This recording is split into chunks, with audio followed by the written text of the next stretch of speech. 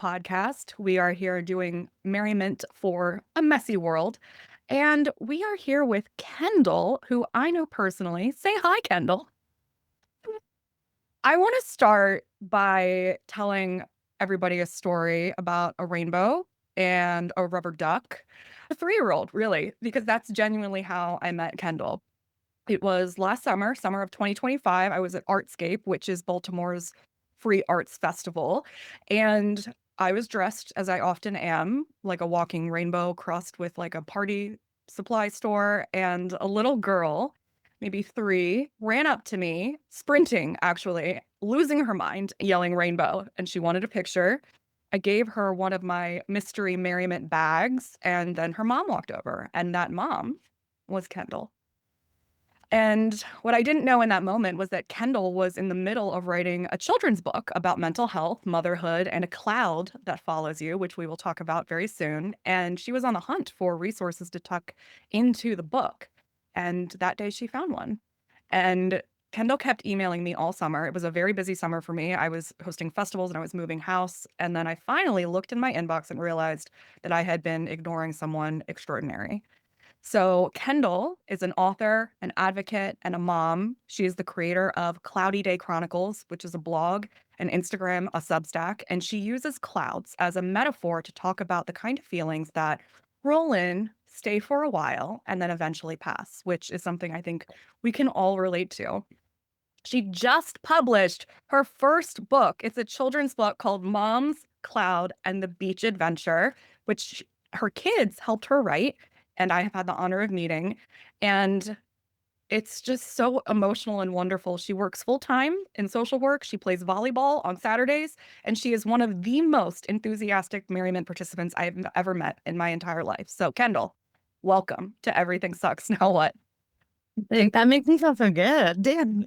I'm recording. I'm just gonna Yes. Before I get into some actual questions, I do have to tell people that your daughter Alma called me. It's actually on your website and makes me emotional every time. But do you want to tell the story, like what she called me? Do you remember?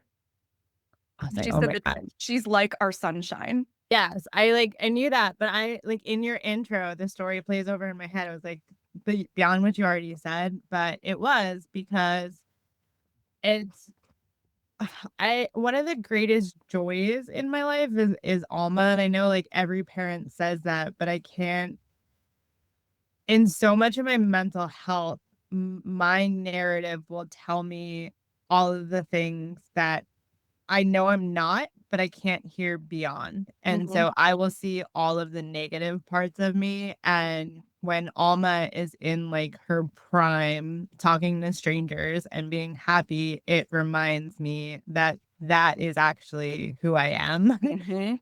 And so she got her camera that day and she was taking pictures of like everything. Like Mhm. some photos, I was like, girl, this isn't a good photo. Like that's tired and it's not even like artistic yet. And so we had a lot of blurry photos and we kept talking all day about like what a good photo was. And I was like, but these will be fun memories. And I remember like her seeing you and she kept like yelling like rainbow and sunshine and it's Artscape. So I was like, oh, she wants to take like another picture of a picture or something. And I was like trying to explain like you can't do that. It's not nice. And also don't take pictures of strangers. But she like begged to go take a picture of you. And I was like, Yeah. you have to ask her though. You can't just like creep up and be like, hi. And so I was like very proud of her too, because my husband jokes like he is very introverted. Like he will never like go up and talk to a stranger. And every time Alma does it, he's very happy that that is what she gets from me. Yeah. Yeah.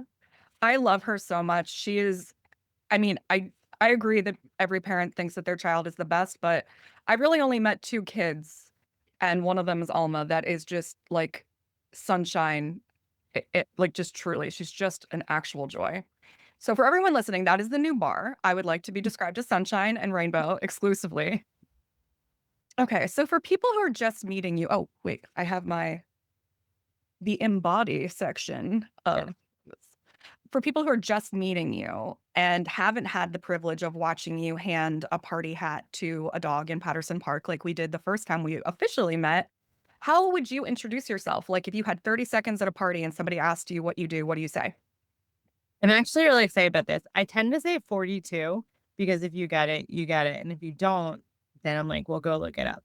So I'm not gonna, you just need to know what 42 is. And beyond that, I am like very proud in a lot of the I guess it was book marketing, but I had to put the words of how I wanted to describe myself. And I put it in a specific order where it was like mental health advocate, mother, author. Mhm. And for so long, I felt like my title was like mental health. And when I was able to add the word advocate to like go beyond what I thought of myself, then I was able to add mother and I was able to add author. And it's just been this like really great chapter in my life. With Yes. pun not intended. Puns are always intended around here.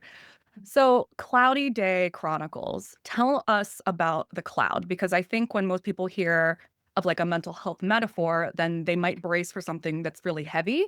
But yours is very gentle. And can you tell us the like maybe the short genesis of the cloud? Yeah, it actually started as a wave in therapy. So I had a therapist who described me as being in a wave where I always looked from waist up, like I'm having fun in the water and I'm enjoying the beach. But she's like, you have so much undertow pulling you underneath constantly all the time. And it's your brain just like pulling everything back. And she would tell me about how I'm missing all the shells and fun stuff underneath. And for a while, that was how I described it to, like, my husband who I was dating at the time, and one day it just kinda clicked where I was like, "It's not a wave," because waves are, like, one place and one feeling. I started to describe it more as a cloud, like, it moves with me. I can move, I'm not stuck. It moves, it shades the day, and so much of my experience in mental health was, like, always being told what I'm feeling wasn't valid. Mhm, So it was, like, this silver lining of the cloud, and I was like, "I just want to feel all of the feelings, like, I just need to feel all of them." mhm, And the problem with that was telling people too, like, "I understand it's sunny out. I see it. I know it's there. I'm aware," which is part of my downfall of all of the high functioning depression is I know what it's supposed to feel like and how happy I'm supposed to be, but I still feel shaded. mhm, And so I started shifting that to this cloud. It was explaining, like, it's not always dark and scary. Sometimes it's just I have my, like, little cloud palette. This isn't my object, but, like, it was this little happy cloud palette, and I'm like, "Yes, we are all happy, but it's here, and it's over me, and I can feel it, yeah, and how do I kind of get through that in a way that people can understand?" mhm, And for most of the people in my life, mental health, like, luckily isn't something they've had to deal with. Like, even my husband, I asked him what the worst thing in his life was, and, like, his answer, like, shocked me. I was like, "You've had nothing that you've gone through. You haven't lost anyone. You haven't had struggles." And it was when someone asks, "How are you doing?" and you wanna tell them, like, the whole full brunt of it, that's a lot. It's a lot of weight. It's a lot of pressure. mhm, But when I was able to just say, like, "I have a really bad cloud right now. mhm, I can't see the sunshine. I can't explain to you why it's here. It just is." mhm. It was a lot lighter to quickly say that and get it out there. Yeah, I think it's a really helpful thing that other people can start using as well. And like you even use it with your family, right? So like your kids know this is a cloudy day, this is the kind of cloud kind of thing, and they understand based on previous conversations how to support you and what you need in that moment. And then they can use it for themselves as well. Yeah, and I was talking this morning, someone was reading it and they told them it reminded them of something that and, like, they don't have kids, and they were like, "Well, I know it's not the same." I was like, but that's the point of the Cloudy Day Chronicles. Like, yes, it comes from a children's book, but I'm trying to create this shared language around you're talking about something health-based. Mhm, It is as equal to tell someone, "Hey, I don't wanna say the whole diagnosis word. I just wanna say I'm having a cloudy day and come sit mhm, with me." mhm, And I don't wanna always have to bring up the heaviness and even hear it myself to say I'm going through this, and that was sort of where it came from too, because I had shifted to going through some autoimmune stuff. And I was, like, on Reddit deep diving, and I would talk to my husband, and he would say, like, "What is feeling bad?" And, like, when I had to say out loud what was going on, like the flare ups and the technical terms, it just felt worse. I was like, if I have to talk about it, I'm going to spiral. So, Mhm. can I just do a quick, like, it's a cloud, something's going on. I can't talk about it because once I do, I'm going to lose myself. Yes. And so it was the ability to, in the same time, say I need help, but in the same time, not have to fully approach what I need help for. Yeah. It's perfect. It really is perfect.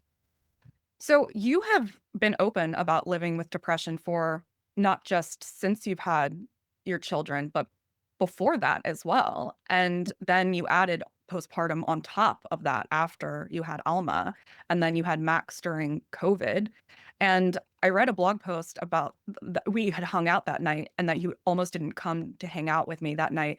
That was the postcard writing night. And then Mhm. you in the blog, you describe, like, the whole spiral, right? Like, the self-doubt and the guilt and then the cloud that's rolling in on the drive over, and then you showed up anyway. So, I think that's one of the things that I think really attracts me to you is not just the vulnerability, the honesty, but also, like, being able to not push through it, but kind of understand. I think sometimes happiness isn't necessarily what feels good in the moment, it's what's gonna feel good long term, and sometimes that's sacrificing something good for something better, and I think that you're very aware of how to do that in your own way. What is that, like, spiral for people? I mean, maybe people that are listening have are more like your husband, and they don't really have any understanding around it personally, which is great for them, but on an actual very hard day, for you, what does it take to show up anyway? It's hard. For the longest time, I didn't like get it. And then I love diagnosis. Like when I was told ADHD and like high functioning depression, like here I thought that I was just working through everything. I was like, yeah, I can, as you said, like push through it. Mhm, And I was like, "Oh, I'm pushing through it. I'm stronger." And then a therapist was like, "No, you're not. You're just going and being high functioning depressed." And I mhm, was like, well, crap. And it was just that awareness of I my, like, trauma is so built in people pleasing that I just can't break it. Like, I'm not gonna get a gold star in therapy ever. Like, I'm okay with it. I'm just gonna learn how to adjust it in my head to be like, I'm not failing by people pleasing. I am just gonna do it in a way where I am, like, deciding to do it because I inherently know it makes me happier. So, like, I yeah, am extroverted. So, like, yes, maybe I don't wanna actually go out, and I told someone yes, and I'm gonna show up for them and not for me, like, it even happened the other night, like, I just had a really hard day, we had made plans with someone at night, and I was like, "Man, I just wanna cancel them." And at first, it was like, I can easily cancel them with kids' excuses, and then it was like, "No, I just need to be honest and be like, I had a really hard day, I don't wanna do it tonight." mhm, Then that people pleasing clicks in, and it was like, well, they're home alone and it's gonna be mean and like I have to put their feelings, I'm gonna do it. And then I had to sit and weigh and go like, why am I actually doing this? Am I doing it because like it will bring that person joy, but it's gonna be really hard for me? Or is it I wish someone would be there for me when I need them. So I want to kind of like set that kind of goal. And that's what makes me happy and brings me joy. mhm, And then ultimately, it was just being honest about all of it and mhm, saying, like, hey, I'm having a really hard time holding our plans. I don't want to bail on you, but instead of what we were going to do, can we do this instead? mm. And it's like learning to say, like compromising with myself almost. Yeah. No, I think it's really good to have that awareness of where is this coming from? Like, is it the fear that I'm not gonna please them? Is it the fear that if like, all the things that you mentioned. And I think part of, like, high functioning codependency too is being like, putting other people's needs first. There is sacrifice involved in our own happiness sometimes, like I mentioned, but when our happiness comes at the sacrifice of something else, then it becomes a different ballgame. But I think something that came to me when you were speaking was how sometimes, like, that phrase, "When you're nervous, be of service," you know? So I think sometimes it can I always say you have to feel good to do good, but sometimes, depending on where you are, doing good helps you feel good. So it's Mhm. kind of like figuring out what do I actually need? And I think that that was really, I love the like walking through the thought process. I think that's helpful for other people too, and ending up with just transparency and then saying, this is what we could do instead. This would feel better for me. And if that's a no, that's a no.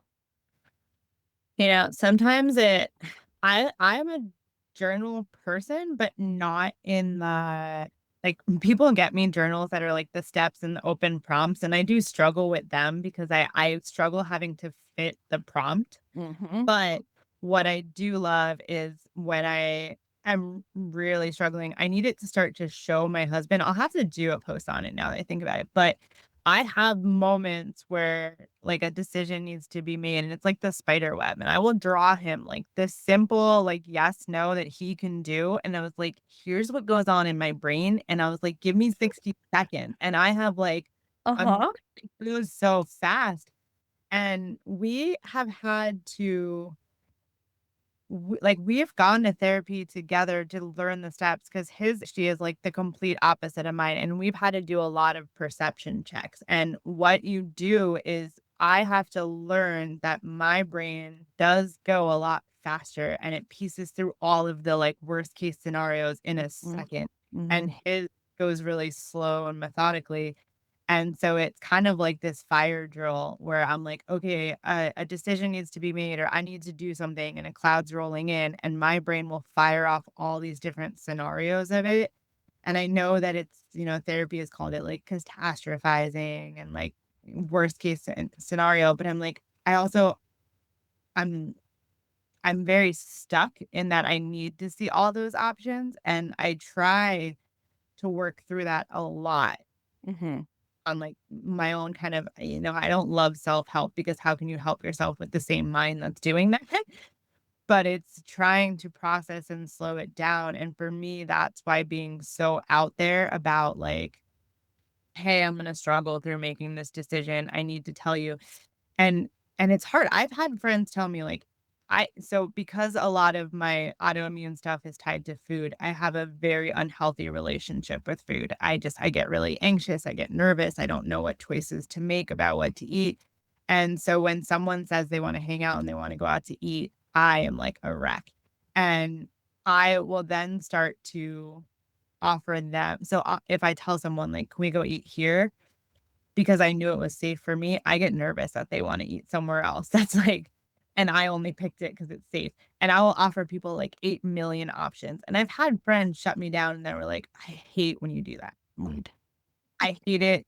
And they were like, "I know you're trying to be nice, but you like just pick one and go. You put too many things on, you go back and forth." And I was like, "I thought that's what you wanted." Hmm. My brain just like fires and fires and fires. And I think when you ask like what can people do, it's the willingness to, like, have the hard conversations, and I think that's the whole goal of my cloud is, like, seeing what someone's, like, inner mind looks like and learning whether it's the term love language or learning just, like, conversation words. Hmm. I have friends who just tell me, "Hey, I hate when you do that. Just pick one thing and go." That's the friends I've been friends with for years. Yeah. I've had, like, ghosted friendships, and I've heard from other people, "Oh, like, they hate when you give a bunch of options." I'm like, "But I guess it wasn't a friendship 'cause they never sat and told me that." So Right. I mourn the loss of them, and then I have to also my husband's like, "Well, you didn't lose a lot if they didn't love you enough to sit down and just say, 'Hey.'" And so that's been a lot of the mental health learning curve too, is to be, like, open about, like, what my flaws are. But also not only see them as flaws and just Yes. see them as, like, needs, like, what are Mhm. my needs? Yeah. I think planning, I do this very similar things. I think sometimes playing out the worst case scenario can actually be a helpful thought work experiment because a lot of the time, sometimes, I guess, with people, when they are having fear and anxiety, they have kind of avoided pulling back the curtain. And they're just kind of like in this general spiral that's kind of not superficial, but it's up here. And if we can actually say, all right, well, tell me why you're scared. And then we keep asking why all the way down. And then we get down to the root fear. And then we say, okay, this probably isn't going to happen. But if it does, how can we plan for that so that you feel a little bit more sense of agency and autonomy to be prepared for that thing? And I think that that can be something that's like a tool that people use in a positive way for worst case scenario planning. On the other side, I feel like going back to high functioning codependency, I think that this is something that we do as caretakers and overgivers to be like, conditioned to see the potential problems in a room, in a situation, and pre-plan for a lot of things. And it's like, again, kind of like how you said, am I not showing up because of this or this? It's like, am I planning so that I feel safe, or is it that I need to be in control, or is it that I don't want to hurt other people and people please that? You know what I mean? Like it's like sometimes Mhm. it's a mixture, and sometimes again, it's like the awareness of where is this kind of coming from. I remember that night that we went to go write postcards, you had mentioned to me that you weren't going to eat there. And I was like, okay, like it didn't, nothing happened in my head. I was just like, okay, like I have, there's a million reasons why that could be happening. And I remember you kind of like disclaiming and explaining that. And I was like, that didn't even occur to me at all. And like you said, kind of like learning the conversational love language kind of thing of like where people are coming from, I think is so helpful with anyone developing a relationship so you understand like what they mean. Even that night, keeping using that night, I think it was that morning you had checked into me with me to see like, are we still on? It might have been another day, but I Yeah, was I was gonna bring that one up because that's a really good one. that's another day. We were supposed to go out, and I had thought because I hadn't heard from you that we weren't. So I planned something with the kids, and you were that like complete opposite. You're like, no, unless I hear we're not, I'm all on. And I Right. was like, whoa. And I remember even telling Matt, I was like, this is how she plans. And he was like, what? And I was like, I know that's not how we plan because we're so used to being in the parent world Right. where everyone's kids get sick last minute. So you always check in and go like, still on or not.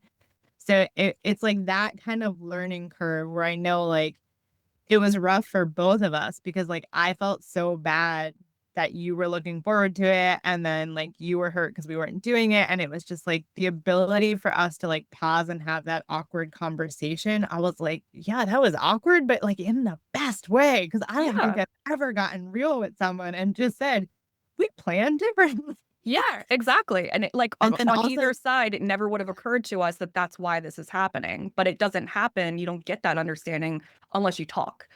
and the fact I think what was so great about it is the fact that, like, so much can kind of get written beyond that. It wasn't that there was, like, any flaw in our relationship. Mm. It was just a flaw in our planning, and I Mhm. think so much what people see or, like, start to write is that narrative of, like, oh, well, like, Mary hates when I go out with the kids, and, like, maybe she doesn't wanna be friends with it, and, like, it's so easy to spiral the one way than it is to just pause and, like you said, drop down and go, like, "Why did we plan wrong?"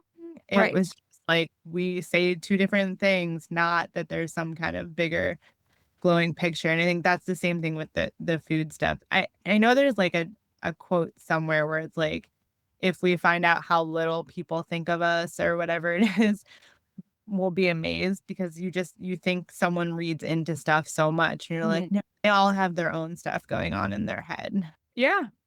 You know, the food thing, I want to come back to that because you have mentioned to me about having disordered eating. And I danced for 11 years and developed my own disordered eating during that time. And you have been an athlete for, I mean, how long?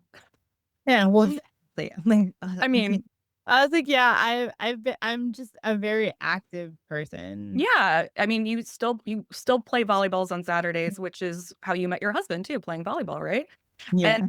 I mean, I think this is something that we don't necessarily talk enough about, especially like in heart of a conversation. I feel like usually disordered eating, eating disorders gets lumped into either just anorexia, bulimia, or overeating. And then it also needs to be like this entire separate conversation for some reason. But I think this could be something that we just at least touch on here. Can you tell me, or us, I guess, about how maybe an athletic environment can potentially contributed to that, or the immune disorder Sure. and all of Yeah, that? I like, never shared about it. It's okay. I know I said nothing was off limits, and I always kind of knew that in doing a lot of podcasting, eventually it was gonna come out because I tend to be, like, someone where, like, it slips in here and there, and I don't ever, like, sit and have the conversation, I but think just when people think of disordered eating, eating yeah, disorder, they have a very that's the specific image, problem and is this is maybe something that could be like yeah, I would say it's not the athletic side that had anything to do with it. It was like I was just bullied. I was bullied, like, I will say, like, mercifully, I wanted to quit school. I was so depressed with who I am. That's where the depression came from. And when it comes down to it, I had even like started to write a blog post about it where it was like, honestly, it's just like a lack of creativity around the kids who I grew up with. Like, I grew up with like chickens and farm animals, and I loved reading, and I was like the nerd. And it was like, none of that was any reason I was bullied. I was bullied because I was overweight compared to the other kids in my town. And part of it was like, I mean, now knowing I have autoimmune stuff that was never caught as a kid, like I had a horrible metabolism.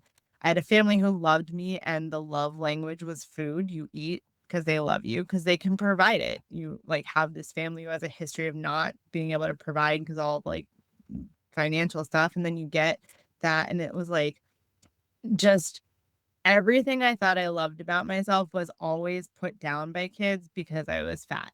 mhm, And so it was like, it didn't matter if I was like funny or smart or creative or outgoing or like being the party planner or anything. It was just the bottom line was I was fat and I was never good enough. And it just got in your head because you you start to learn like weight is the standard. And so you're constantly like, what's wrong with me? What's wrong with me? Like, I think I'm funny. I think I'm clever, but this is it. And so later when, kind of like life catches up to you and you start to like regulate and I'm always athletic. I always played sports. So it's like I'm on the same sports team. It's not that I'm not keeping up with you. It's not that I'm not running down the soccer field too. So I didn't get why the body image was such like you don't belong. And when you get to college and you start to see all different body shapes and all different people and everything, and they came from a different area where that wasn't their foundation. So I would meet like bigger people who love themselves. And I'm just like stuck because I'm like, I don't get it. I don't get how to get there. And at one point, I got my group who just loved me for me. And I was so comfortable in my body and everything was fine. But then I did get like, I got unexpectedly sick. It wasn't like health related. It was just, I got some virus and I was like out for probably like 2 years. Like I couldn't drive because I was having unexplained seizures. mhm. And at the time, Matt and I were just dating and I was like on like seizure watch. So he had to like be responsible for me. And then I got put on meds that just wrecked me, like, I was so suicidal because in my head, it was, "I'm in pain, and the meds help take away the pain, so I just wanna take a bunch of meds." And it wasn't my intention to, like, do anything plan-wise, it was just, "This equals this, and I feel better when I overtake them." And he had to start and, like, we were just dating, and he had to, like, watch my meds and stuff, and it when I came out of it, I was really like, I love my body now. And so I was very athletic and I was very like trying to take care of myself. And when I got better, it was constantly like, I'm going to exercise and I'm going to like make sure my body feels better because I had to just sit for so long. And so a lot of it started to be like food aversion. So it was like, if I start like eating this stuff, am I going to get sick again? So I started to get like really scared of food. And I kind of still am where, like, I kind of count and I'm like, "What am I eating? What's going in? I need to know what's in a recipe. I need to know what is, like, food map safe." And I had admittedly made and I was over exercising. And then when I got pregnant, it was body dysmorphia because in my head it was like you get pregnant and you look different and everyone's not going to like me because I'm big again. And I couldn't equate that to just being pregnant. But I had done a lot of work and I was doing really well. Like I wasn't going into the negative self-image anymore. And after Max, unfortunately, I like my thyroid just died and I got autoimmune and I got like some I don't even know, like, GI issues, and I just get, like, flare-ups anytime I eat things that I've, like, always eaten and enjoyed, and so it just started getting into this, like, inherent, like, anxiety. So I do eat, it's not the common, like, anorexia, and I don't have any, like, bulimia in reflux, but it's this, like, I'll eat and then I'll be like, should I exercise? Should I have not eaten that? And it's just this like rumination. And so I do find like more comfort in like cooking food so I know what's in it. I find comfort in like kind of knowing how much I'm eating and stuff. And it's something where like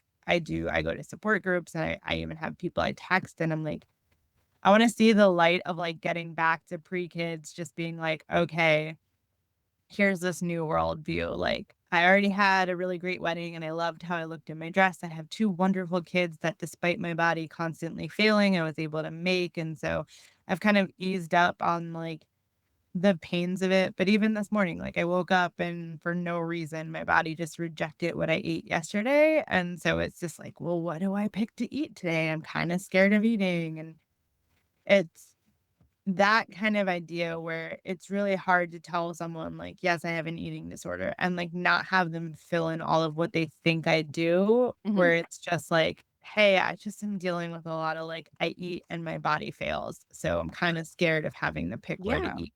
It's like And fear-based, like, because of what the consequences can be. But again, I think that that's a very I mean, anything that's weird, I love. I mean, not that I love that you're experiencing, but I just like to shine any sort of light that we can on things that aren't commonly discussed.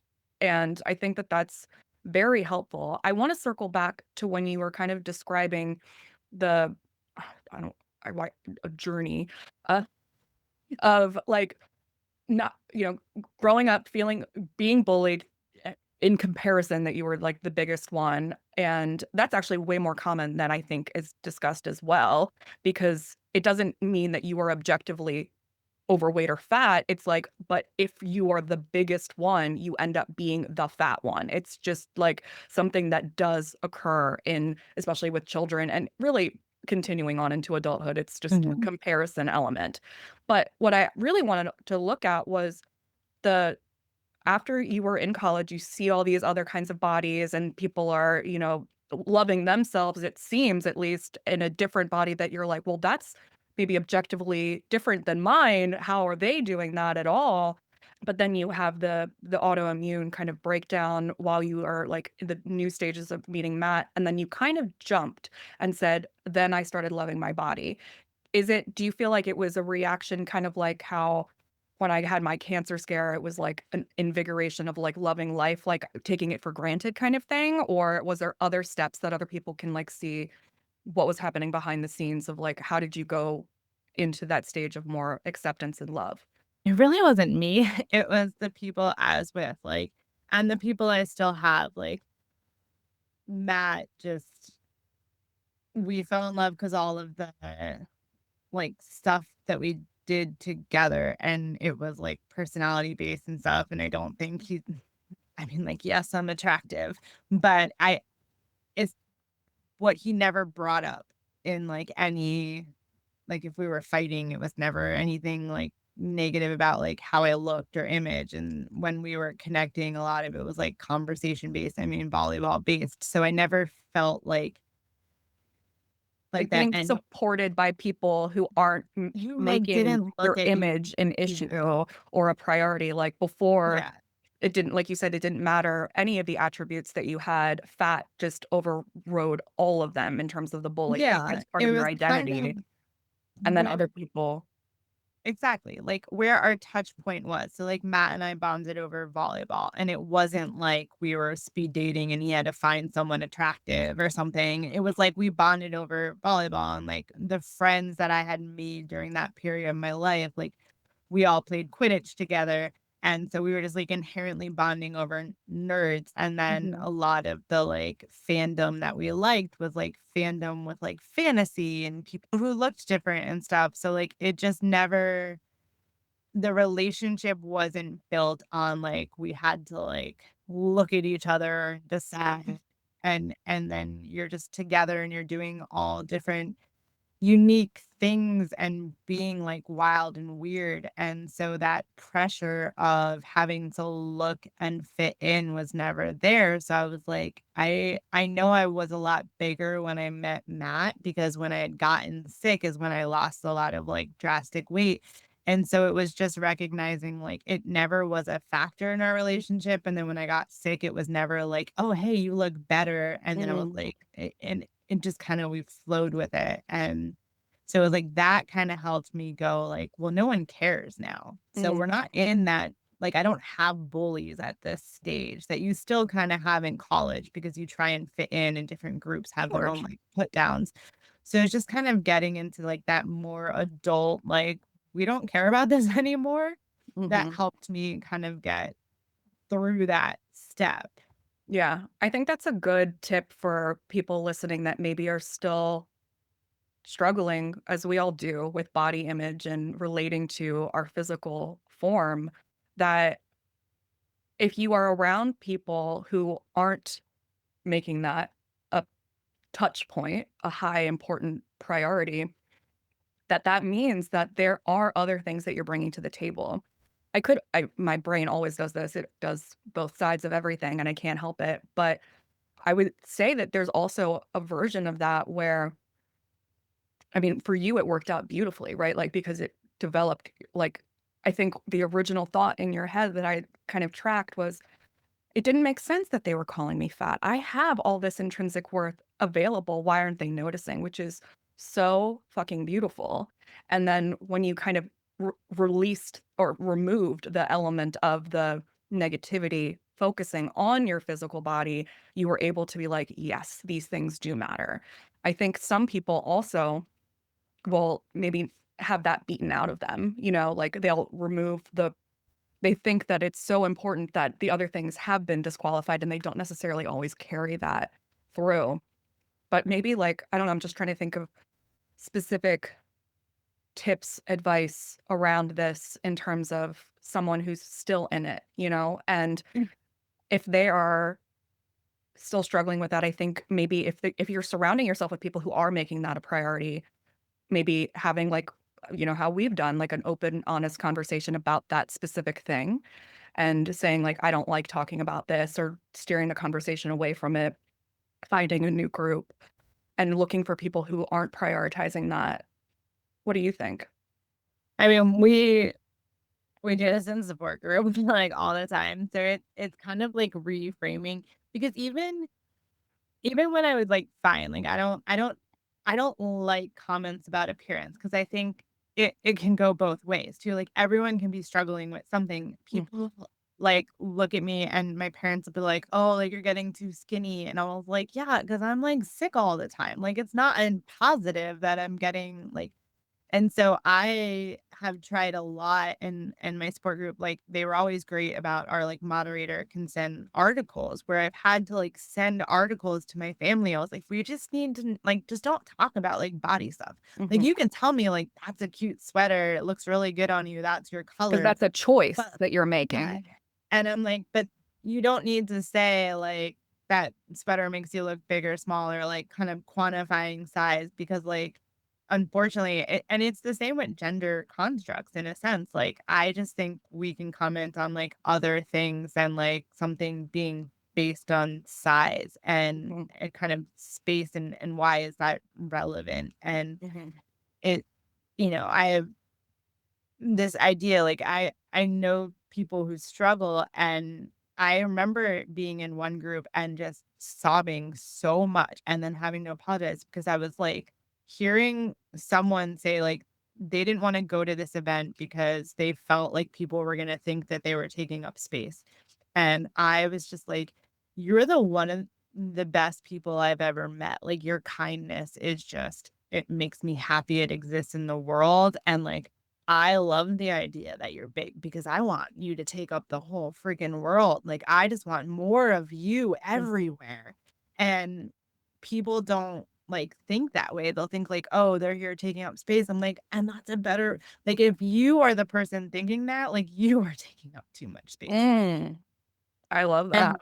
So it's kind of that idea is like we put so much pressure on, yeah, like the looks and like how are people doing and positive and negative. And I'm like, I don't, it's hard because people ask me like, what's the worst case scenario of like when my meds didn't work, like I gained 10 pounds and it was really hard for me.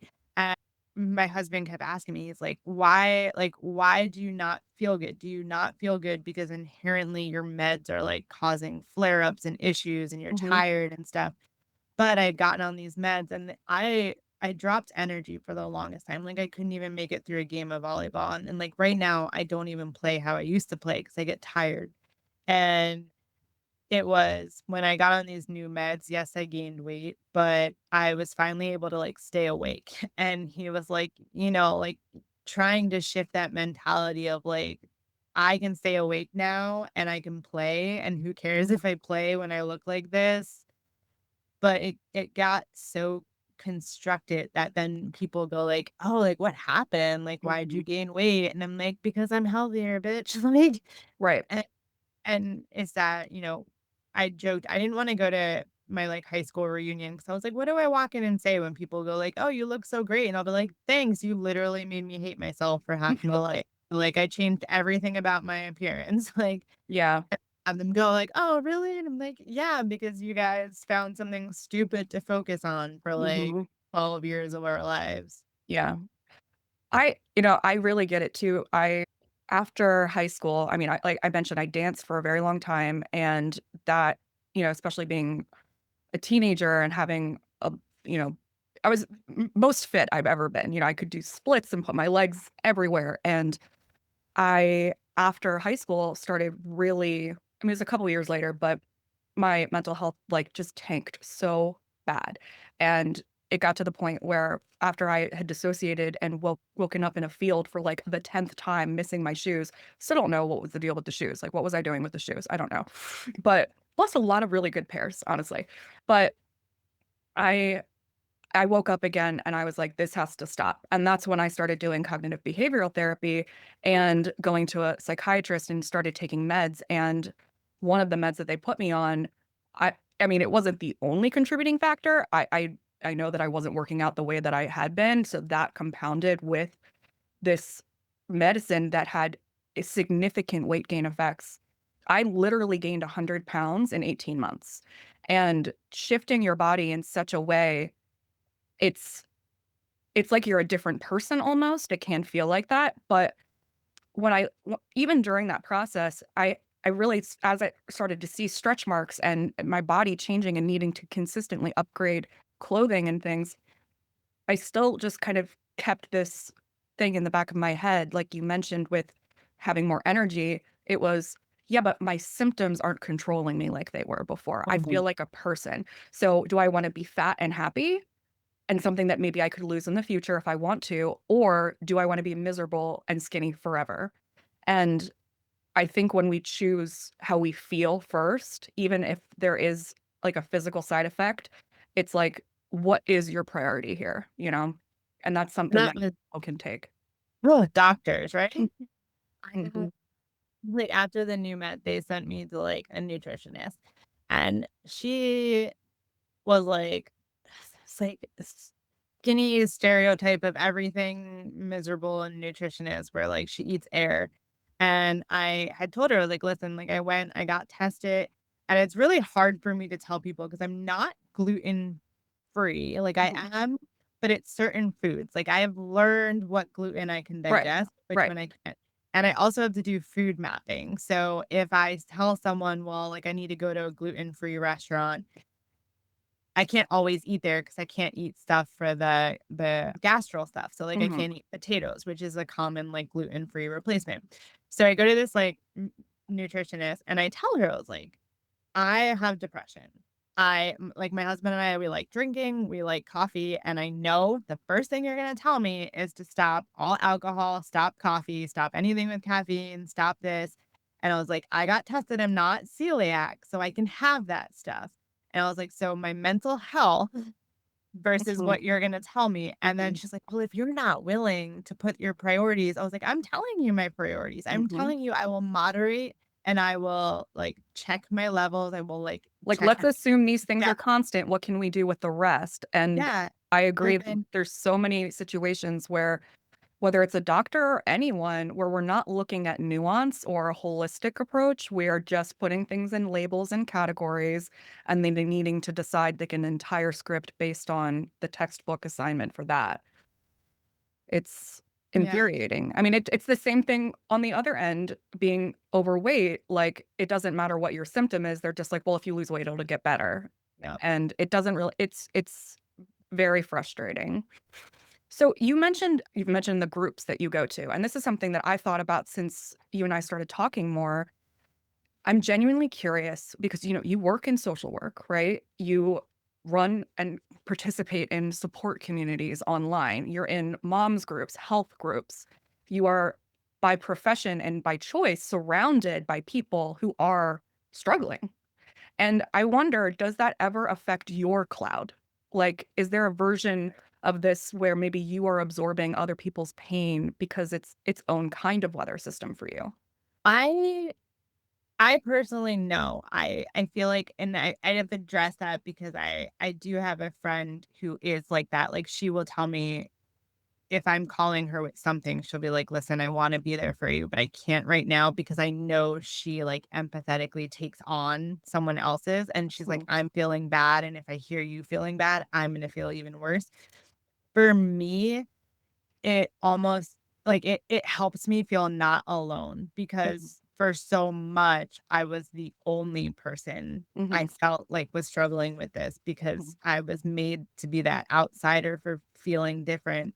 That for me, the more I surround myself with it, it reminds me that, like, it's okay to not be okay because other people are not okay too. mhm, And I have learned to, like, validate my feelings in that sense too, because even like, I'm doing a workshop this weekend, and the one thing I say in the beginning of the workshop is, like, "My book and my experience is based on what I went through with PPD was the worst experience for me." mhm, In my life view of if you ask me the most traumatic thing I've ever been through right now, I will say it's mhm, having but I am aware that other people have pregnancies that go a lot worse, and I had to kind of sit and say, I do get help from hearing the other stories, so I know that it is okay for me to say it was really hard what I went through with Alma. mhm, That helps me validate my feelings while also helping me recognize that it is my own personal experience, and mhm, so I kind of I get that from it, where it helps me to kind of ground and validate myself because I hear other stories validating themselves, and I know that's not the same for everyone, but in the same way it is, like, a big thing with, like, the merriment and why I loved connecting with you is all of the acts of kindness, and I do the Drop Dead Generous grant, and we do these calls, and now I'm on, like, this little, like, behind the scenes board with it, and one of the big things that they talk about is they find that most grantees are the types of people where they'd rather do for others than themselves, mhm, and I was like and I find there's an element of that in, like, mental health too, where it's a lot easier to shift that focus onto mhm, something else than recognize maybe what you're not kinda giving yourself a gold star for that week. mhm. Do you feel like that makes a lot of sense? Do you feel like if there's like a point where you imagine in the future that that's not gonna be something that you participate in at all or as much? The support groups, like, to find that like, now that you've experienced seeing all these people who have similar stories that make it like, "That makes sense, I get why I'm not okay." Like, do you imagine in the future that being something that you're like, "I think I've gotten this now," and it's more of an internal validation? No, so it's been interesting, like, in doing the book, there has been an element and I kinda said this in my, like, speech when I thanked everyone for coming to the launch. It's Mhm, like I in a sense, it's not gonna be as dark anymore Mhm. But I also, like, I don't think it means it's gonna completely go away, but I know that I can handle it better, and so a big part of, like, even some of the groups I go to, like, we share each week, like, successes and struggles and stuff, and I was like, sometimes I go and I don't have a struggle for, like, weeks and weeks, but I still go because I also I wanna recognize that I was able to kind of get, like, the cloud passed. Yeah. And so I think it's just a fueling thing for me to know, like, I'm going and I'm maybe not where I was struggles, but I'm here because my cloud passed, and I also get joy from if someone comes and is struggling that I can tell them I've been through that too, so Mm, they don't feel alone in that moment. And so in a sense, if I give it up because I'm doing better, then I recognize someone else kind of being alone in what they're going through, and so it will always be my passion to be like, "Oh, even if I'm having the best week ever, like, I'm gonna go and I'm gonna be there and I'm gonna talk about having depression, but, I know how to read the room, like, I'm not gonna go to a room where everyone's struggling and be like, "I'm doing great," but I'm gonna go sit in that room and be like, "Hey, I was there too," and, like, mhm. not there right now, but if you need to talk about being there, someone is gonna sit here with you under Mhm. the cloud. And so, I just, like I'm more happy with the book actually because I've had the opportunities to go to those places and be a voice to be like, "Yeah, everything sucks, and now what? Now you can kind of do this and Mhm. have someone, and if you need to text, I will answer you because I'm no longer, like, sitting there kind of lost in it." And Yeah. It's like becoming the sponsor at AA yeah. thing. Yeah. To wrap up the feeling good element, what is something that you do just for you, not for the book, not for the kids, not for Instagram or even for other people necessarily that genuinely fills you up? I'll answer with a fun one. I I do enjoy running. I know how much Matt hates it, and he'll be like, "I enjoy running." And what fills me up is, like, in my head, I am a dancer. In my head, my, like, favorite thing is I will run and I'm a repeat. He'll be like, "Is that, like, the same song?" And I was like, "Yes." I run to it until I work out my whole dance routine, and I'm just, like, on it, and then I know it. So he'll even catch me sometimes where I'm, like, working on it, and I'm like, "That is, like, a weird joy." It did shift because I had started to recognize, like I lived alone and, Matt and I, like, we would, like, go to each other's house and stuff, and then when we moved in together, I was like, "I don't get to dance in private anymore. He is home all the time." And then COVID happened, and we both worked from home, and, like, I left my one job, and we both worked from home, and I was like, "We're always around each other." So now that it's kinda, like, back to normal, he's like, "I have to go on an extra visit." I'm like, "Yeah, go. I have to." I know. It's like, that's my joy. I do my little dance routines in my head. I have, like, my RuPaul, like, my whole lip sync. I love that. I think that that might be more common than we realize of, like, having the same track to use over and over again. Mhm. When I would run, I mean, my running wasn't coming from a happy place, it was more of, like, the disordered eating kind of element, but I still had the same tracks that I would listen to the entire time, and I think there is something comforting in that. I love that dancing and running is yours. Okay, create. So let's talk about your book, Mom's Cloud on the Beach Adventure, that started as a bedtime story that you were telling your kids. Can you take us back to that moment, like the very first version of the story? What did that sound like? Was it coherent? Was it vibes? Have a version of it somewhere. It rhymed. It was like mom's cloud came to play, something about it ruining the day. It rhymed. It was I showed like my cloud pillow, and it was a way to kind of sit and talk with Alma and be like, a cloud was here. Like, I know it was sunny and you loved the beach, but it made sense. I love that it rhymed. That's really Mm. cute.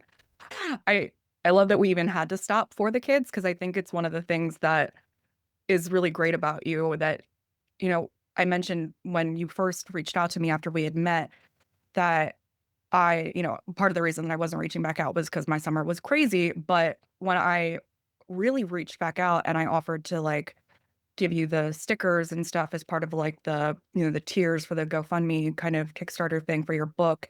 And I was like, and also I'd really like to hang out. It was because I had realized that my friends in my group were people that either really inspired me and that I really wanted to be with, but they were too busy or they lived far away or, it just wasn't right. And then the other people that were available weren't people that I necessarily wanted to hang out with as much. And when you and I started hanging out, I really loved that you will just bring your kids with you.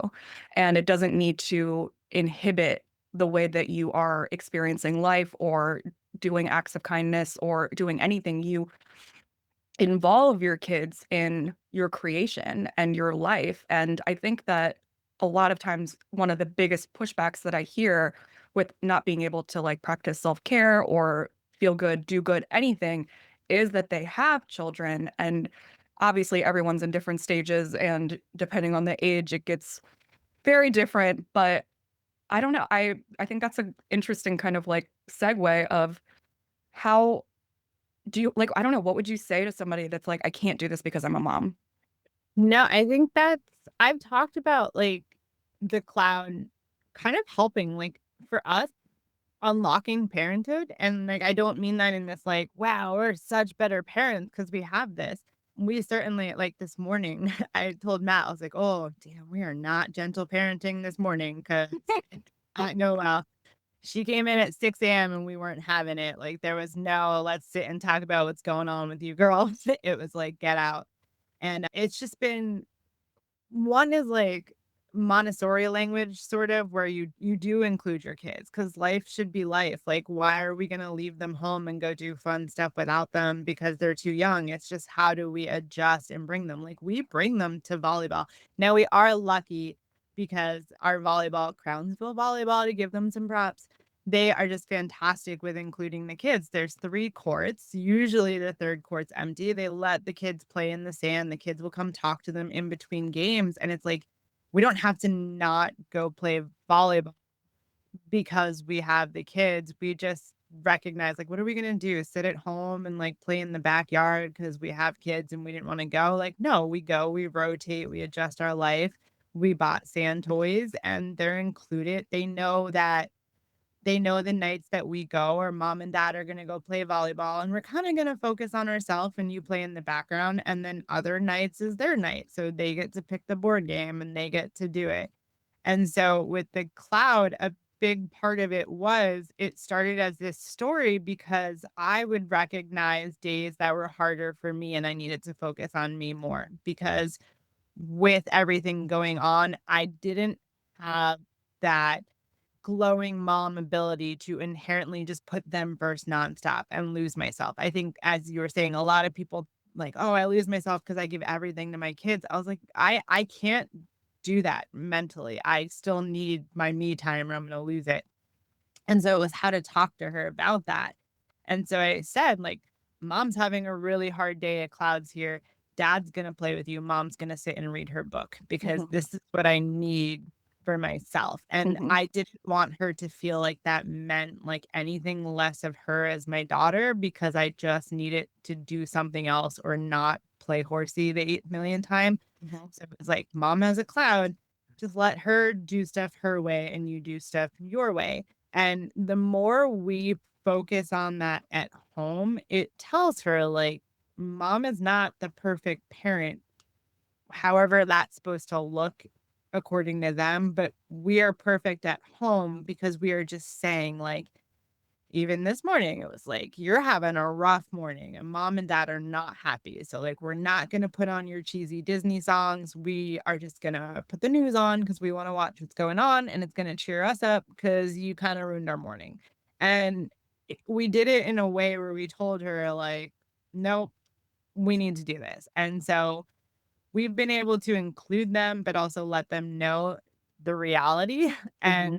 and I mean, you've talked to her, so you know, but for those who haven't, like, almost 4, her language is like it I love it, but it drives me she's a het.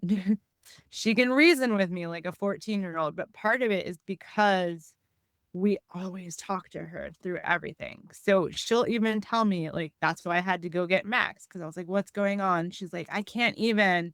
And I was like, "Okay, I will take him from you because I know that sometimes dad takes you from me." So we've kind of talked through everything, and it's helped us to not lose ourselves in Mhm. the identity of parenting or not make it too hard on ourselves by trying to be on 24/7. And Matt and I say tagging out a lot because I'm like, nope, I've had them all day. Tag out. Like, you're Mhm. going to get home, they're yours. Yeah. And also removing that guilt from it. So just like, I don't want guilt from being a bad mom if I let them do this because I needed time over here. And that's really hard in parenting, Mhm.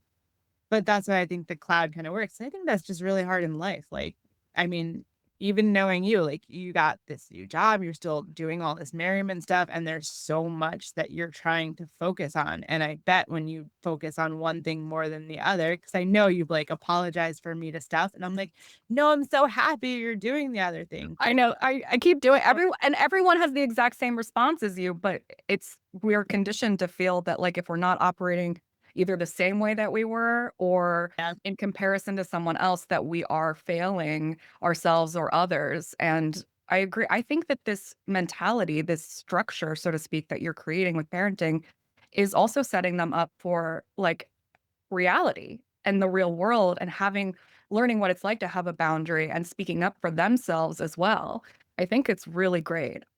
Do you this just kind of occurred to me. Do you ever feel like I'm thinking about how, like, when I first started doing talking about mental health like 15 years ago, it was still very stigmatized. And now we have all of these, like, hey Max. We have all of these, like, pop culture kind of like Instagrammable things about mental health, and sometimes people get confused about whether, they assume that stress is anxiety or sadness is depression, and it can become in psych school, we learned that it was called, like, they called it intern syndrome, right? Like, you hear something and then you're more likely to feel like you identify with it. You know what I mean? Do you ever worry that by creating this kind of language in with your children, like talking about it so openly, that Alma or Max might begin to kind of develop that kind of intern syndrome and, like, be more likely to identify with having depression, maybe even if they don't? Do you know what I'm trying to say? Yeah, I it's hard because I have to try and separate, like, Matt and I both used to work in the field of, like, neurodivergent too, so a lot of, like, Alma being really ahead and, like, her memory and stuff, I'm like Matt tells me, like, "Stop self-diagnosing her," and I was like, "I know, I have to, like, not see something wrong," because I also know where I can't, like, emotionally self-regulate, and sometimes I'll be like, "Oh, no, something's wrong with her." And he's like, "She's 4, like, Mhm, it's not yet." mhm, And so it's hard because we have to kinda pause and see that, but at the same time, it prepares her. She knows, like, when she's doing something, she will tell me, she's like, "Oh, I think I have a cloud," and I'm like, "No, you don't. I see that little, like, smirk dimple," and I was like, "When she has that, I know she isn't going through something. She's trying to get out of trouble," and little pieces like that. But I try and worry less about it and just tell myself, like, she has words that I didn't have until I was late in college, finally going to therapy. mhm, And, like, she has said it's not her cloud, it's her tornado. mm, And so she recognizes that she doesn't get really sad, she gets frustrated. mm, And it's crazy because, like, school doesn't see it. I was like, "Oh, does she do this here?" And they're like, "No." So she knows when to feel safe to get frustrated at something mhm, and say to certain people, "I have a tornado. I just wanna go scream and throw stuff." mhm, And I'm like, "Okay." So she's identified that that is her, what's going on with mhm. her. She's like, "I don't get sad." And I'm like, "Good." Like, I'm happy. Yeah. I also recognize, like, Matt has ADHD, I have ADHD. They're getting something. Like, something. Like, I have autoimmune, he has I'm like, "They're getting something." So, the more I can tell them language that is like, "Here's what mom is going through. Let's talk about what you're going through," then they're ready for whatever comes, Mhm. versus kind of where my foundation came from, which is like, I just felt different for so long, and that became negative for me. I Mhm. don't want it to become negative for them. I just want them to say, Yeah. like, "Do you have what mom has? No? Great. What do you think you're going through?" Yeah. I love that she made it a tornado. I think that's perfect. With your book launch, you've done a lot of interviews and podcasts, and I don't know if anyone's asked you. I'm sure that people have asked you, like, what the hard parts were, but w not even necessarily the proud parts, but is there a part of this process that genuinely caught you off guard? Yeah, at first, it was really difficult. I tried to go, like, traditionally published, and I had done the research, like, part of it me creating it as a book was because I had been looking for something to talk to Alma about it for so long, and we got, like, a lot of books that are really good, and we still have them, but they didn't get to what I was trying to say, Mhm. and when I started to write the book, it was just to write a cute little book for her. Like, we have little scrapbooks at home, and I was like, I just want her to remember how we got through postpartum and how Mhm. we got through postpartum with Max.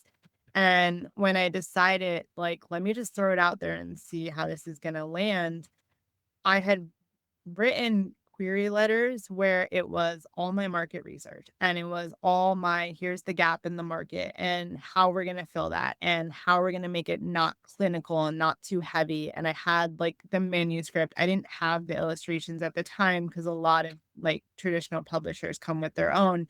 And so I thought, like, okay, like they're going to want to do this. Like, this is going to be good. And then it was just rejection. And like, I know I have that rejection sensitivity to begin with, but the rejection was not, like, intentionally mean, it was just mass marketability, and it Mhm. was a lot of like, "Well, I don't connect with depression, so this isn't mass market, we're not gonna make money on this," and my reaction was like, "I'm so glad you don't connect with depression, but the point is some people do," Mhm. and it was hearing like, well, right now, like, one email was literally like, "This is great, but right now we want happy animals doing happy things, and that is all the market can take." And I was like, "Damn, I wish I can go to bed and tell my daughter a story about a happy animal doing a happy thing, but mom had a cloud today, and that is not the reality of life. I can't Mhm. always give her just be happy." And so it was hearing that over and over, and then finally getting some, like, traditional people to, like, open the door and have a conversation with me and hear what they want it to change Mm. to make it, like, marketable, and just being a person who has depression, knowing, like, You're they're missing not, the whole point, we're taking it yeah, out. like, you're judging up depression, and they were like at one point, it was, "It's too many words, and we just have to go to, like, 500 words." I was like, "But you're not saying anything," and at one point, it was like, it shouldn't like, mom shouldn't be the focus, and, like, it should be the kids, and I was like, "Well, I don't want the kids to have depression, like, let's not get there yet," and stuff, and a lot of the changes where they wanted to, like, kinda, like, dumb down the language, Mhm. and I was like, "Alma helped write this, and she was 3, like, using big words like hesitation, we should just make our kids smarter, like, we don't Yeah, need to say said," yeah. and that was really hard for me because it was hard being the author, knowing this is based on a real life and, like, hearing so many people reject it as, like, families shouldn't read this and shouldn't experience this, and I was like, "We are, like, this is a lived life," and so Yeah. it made me feel really like, "Am I really" like, for a while, I had to sit and go, like, am I really the only person out there in the world who, like, experiences depression with kids and needs to talk to my kids about it? And then it felt like this guilt, like, "Oh my god, I'm a horrible parent." And Mhm. I had that for a little while where I was like, "Matt, nobody is going through this. Like, nobody thinks this is a thing. I'm the worst mom ever." And it was when I went self-published, it was finally able to be like, "Oh, no, like, that's just not our market. Like, Mhm. here's all the people we're connecting with." And every time I was doing podcasts and hearing people go, "Hey, yeah, I would use this." I'm like, "Okay, I'm not alone." Mhm. Yeah. I think there's I mean, mass market things. It happens with all forms of art. And it's unfortunate that we continue to reject the most poetic, honest, truthful stories because we want to make the most money. And we have enough books about animals being happy. There's plenty of them. And I think, if anything, people just need to, not just with books or art or movies or whatever it is, but in life, understand that if one person is raising their hand, three other people have the exact same fucking question. Oh, sorry, Yeah. Max is in the room. As Mm, long as they don't learn it from me. About everyone curses and they're like, "We're sorry." I was like, "As long as at school when they ask where'd you hear it, it's not mom and dad." love it. But you're right. So we did like a vendor fair the other day and we're in the room and Matt was helping put out some of our like swag and he was reading the PSI's buttons and it said something like 1 in 5 women. And he looked around and he looked at me and he was like, "You're the 1 of 5." And I was like, "What?" And he goes, "There are 5 women in this room and like you're the one that has depression." And I was like, "Cool." But then he's like, "Okay, well, like, go next door to that room because there's 5 women in that room." And he's like, "Go find who you can chat with." Mm, It is like this fun. I was like, "Okay." And so I was walking around and I like went up and I was like looking at this earring vendor and I was like, "This is gorgeous." And she started telling me the background of the art. And I was like, "You're the one in this room." And I was like, "It is." So like you kind of seeing it that way and go like, "Yeah, okay, the traditional market wanted the 4 women in that room. hmm I want the woman in that room." And Yeah, I got her information because 'cause I'm doing a wellness market, and it's like, that's who I needed to push myself for is because you need to go for the minority aspect sometime because we feel so alone. exactly. That's exactly what I was going to say is, I mean, so much of your story is about feeling alone, isolated, and feeling like I'm the only one that's going through this. And then this kind of like compounds that when you don't get the approval from a big publishing house. But ultimately, when we create things that are so niche, it ends up being something that becomes like a cult classic, and maybe will get picked up by something bigger. But the point is that the resource now exists because we make what we know needs to be made.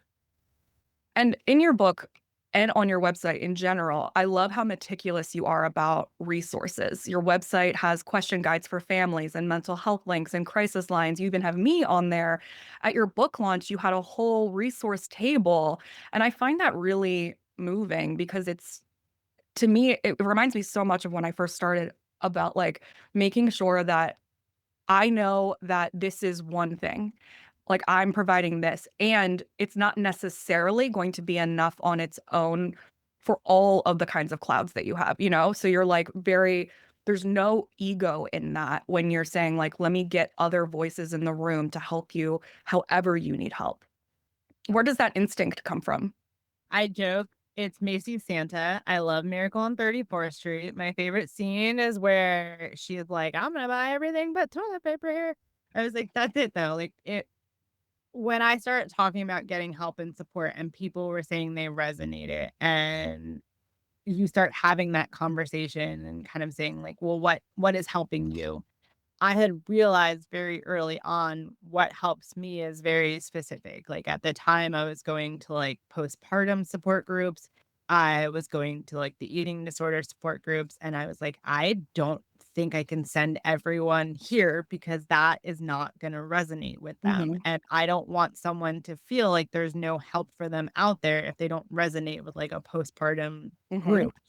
And so it was like, okay, I have to find more things so if someone asks, it can be that constant. And a lot of my background has always been information and admissions. So like if we can't help you here, where can we send you? hmm And I was like, I have to do that with the book because if anyone connects and says, "This is my cloud and this is the help I need," where do I find that? And my goal now, and I've been joking with everyone because I'm not great at coding, but I like kind of got the background from it. And I want to code like a map kind of starting in the United States, but I have met some international resources where it is just like, where's your state? And you can pull up everything. Mhm. And I'm slowly doing it. I have a lot in Minnesota right now, which is really cool, and like California and Jersey. So I'm slowly working on building it. So if someone finds it in a bookstore or a library, then it's okay, go to the website and here's who to help you. And not just for one thing, but like that's even where you came in. Like it doesn't even have to be parents. Like you can have someone get it for their friend, but now they Mhm. both have the cloud language. And I want it to just have like the kind of merriment and joy. And then I have breastfeeding and I have doulas and I have pediatricians and I have therapists and I have couples therapists Right. and Because the root of their cloud could be coming from something different, so it's being able that. to provide them where do we go next now that we have Yeah. this? Yeah. And At your just try and support everyone. Yeah, I love it. At your book launch, you did something that I thought was very sweet and very you. You set up a space for people to write notes to your illustrator that wasn't there. And I think that's a very specific and generous thought and interactive activity. Can you walk us through your brain in that moment, like how you were like, I want to make sure that they feel acknowledged too. So she really wanted the book, and we exist on Amazon for more international, and libraries only order from there. Hmm. But we have thousands of copies at our house in 42 boxes, which was really fun for me. So we have 42 boxes around our house. And I had told her that the copies that we get shipped to our house, it's higher quality because Amazon's print on demand. Hmm. But it was like, I was like, "I know you want one, but we're gonna ship you one of the ones when we get them, so it's gonna be a little delayed." And while we were waiting for them, Alma came into her drawing era. Like, I love everything she draws. I have stacks of paper, and she one day drew a picture of our family, and I was, like, counting, and I was like, "Alma, there's too many people," and she goes like, "No, that's Juliana," because we had just got off a call with her that morning. And she drew her, like, in her family, and we're all wearing rainbows and stuff, and I was like, I hung it up in our house, and I was like, "I'm gonna make a photocopy of this, and I wanna, like, hide it in Juliana's book when we send it to her," and I also wanted to send her, like, she helped me make stickers and bookmarks and stuff, but then the more we were launching stuff, I had asked her at one point because I'm a very talkative person, and she would always say stuff like, "Thanks for including me," at the end, and I was like, "I couldn't exist without you." So, like, it's weird that you, like, seem shocked that I'm including you in, like, telling her stories of, like, when I went to read and I told her what the kids said about the art, and she gets all Yeah. happy. And I asked her, I said, "Is this not how, like, every relationship goes between author and illustrator? Because that's just what I do." And she was like, "Honestly, no. Like, some people, you contract the art, and you ask what you want, they give you the art, you do it, and you move on." Hmm. And she's like, she didn't communicate, like, with her first book, and she's like, "I didn't even they won an award, and I found out and stuff." I was like, "Oh, well, I hope you're okay, like, I am just gonna constantly tell you every little thing." And it was in that I was like, I just want her to feel what everyone else feels because they're all telling me what happens when they see the book, but, like, it's a story. I can't exist without the art. I always knew that, and I was like, what she was able to do with the beauty of making it a softer, fun story to, like, flip the page and have the kids get excited about the beach, and also have the kids ask, like, some of the questions, like, "Why is the cloud small on this page?" And that helps the parents talk, and I was like, "It's my idea, but it's, like, just as much hers." And I just wanted to have her I put them in she posted a video. I spliced all the art in every page, so she couldn't see it when she opened the book. She went to open it in her video, and she was like, "What is this? Oh my god, they're in every page." I was like, "That kind of joy is what I got every time someone orders or tells me they loved it." And I was like, "How do I capture that for her?" I love that. I think you're a mega community person, like whether it's on purpose or by intrinsic nature, just, the collaboration and collection of resources, the including people in things, the cheerleading that you do. It's one of your superpowers for sure. Future books, I want to ask. You have a degree in anthropology. You have a whole life story that has not necessarily been told, fully in children's book form. Are you ever feeling like you're going to be drawn to writing something more, something adult, memoir, nonfiction, fiction? I surprise myself because there are like a few little magazines I've met just through like threads and stuff, and they'll do like open calls for submissions. And I've gotten articles in them, and I was like, I didn't like see myself as a writer. Like even book two is a lot harder because it's not. I signed up for 3 cloud books, and so like book one is just inherently our story. Book two is harder because I have to like rewrite an aspect of depression. I want the cloud to represent different types of depression in each book. And so it's harder to learn it. The dog's barking and he's saying, "Stop. You're such smart kid." But I don't see it being as anything like adult. I mean, as large as my first draft was, I think my first draft of the book was actually like 1,800 words, and it's supposed to be like 5 to 8, so it ended up at 6. So I'm like, "Oh my god, I probably could write something longer." But even editing the small children's book, I was like, "No, absolutely not. I want 3 books, and then I wanna stop, and I just wanna enjoy marketing them and doing little things, and then Alma can write a book if she wants." I love that. Oh, breaking news. Breaking news. Sorry, this keeps happening. A pediatric ward in Minnesota has officially hired a chief comfort officer, a 12-year-old golden retriever named Biscuit, who reportedly charges $0 an hour and accepts payments exclusively in ear scratches. An 84-year-old woman in Vermont completed her 500th library renewal this week, calling it, quote, my longest relationship. Her library director cried, and we are all her library director. A children's hospital in Ohio has begun placing little cloud plushies in waiting rooms after a local author's book was donated to their pediatric mental health unit. No connection to this guest today whatsoever. None. Winking, moving on. Scientists confirm that capybaras are, in fact, just vibing. No further research, case closed. A Baltimore man was spotted giving strangers compliments on their dogs for 45 minutes in a park on a Tuesday afternoon. Authorities described it as the scene that is as aggressively wholesome, and they have no plans to intervene. In a landmark development, a 3-year-old in Maryland successfully identified a stranger as Sunshine. The stranger has not stopped smiling since. More on the story as it develops.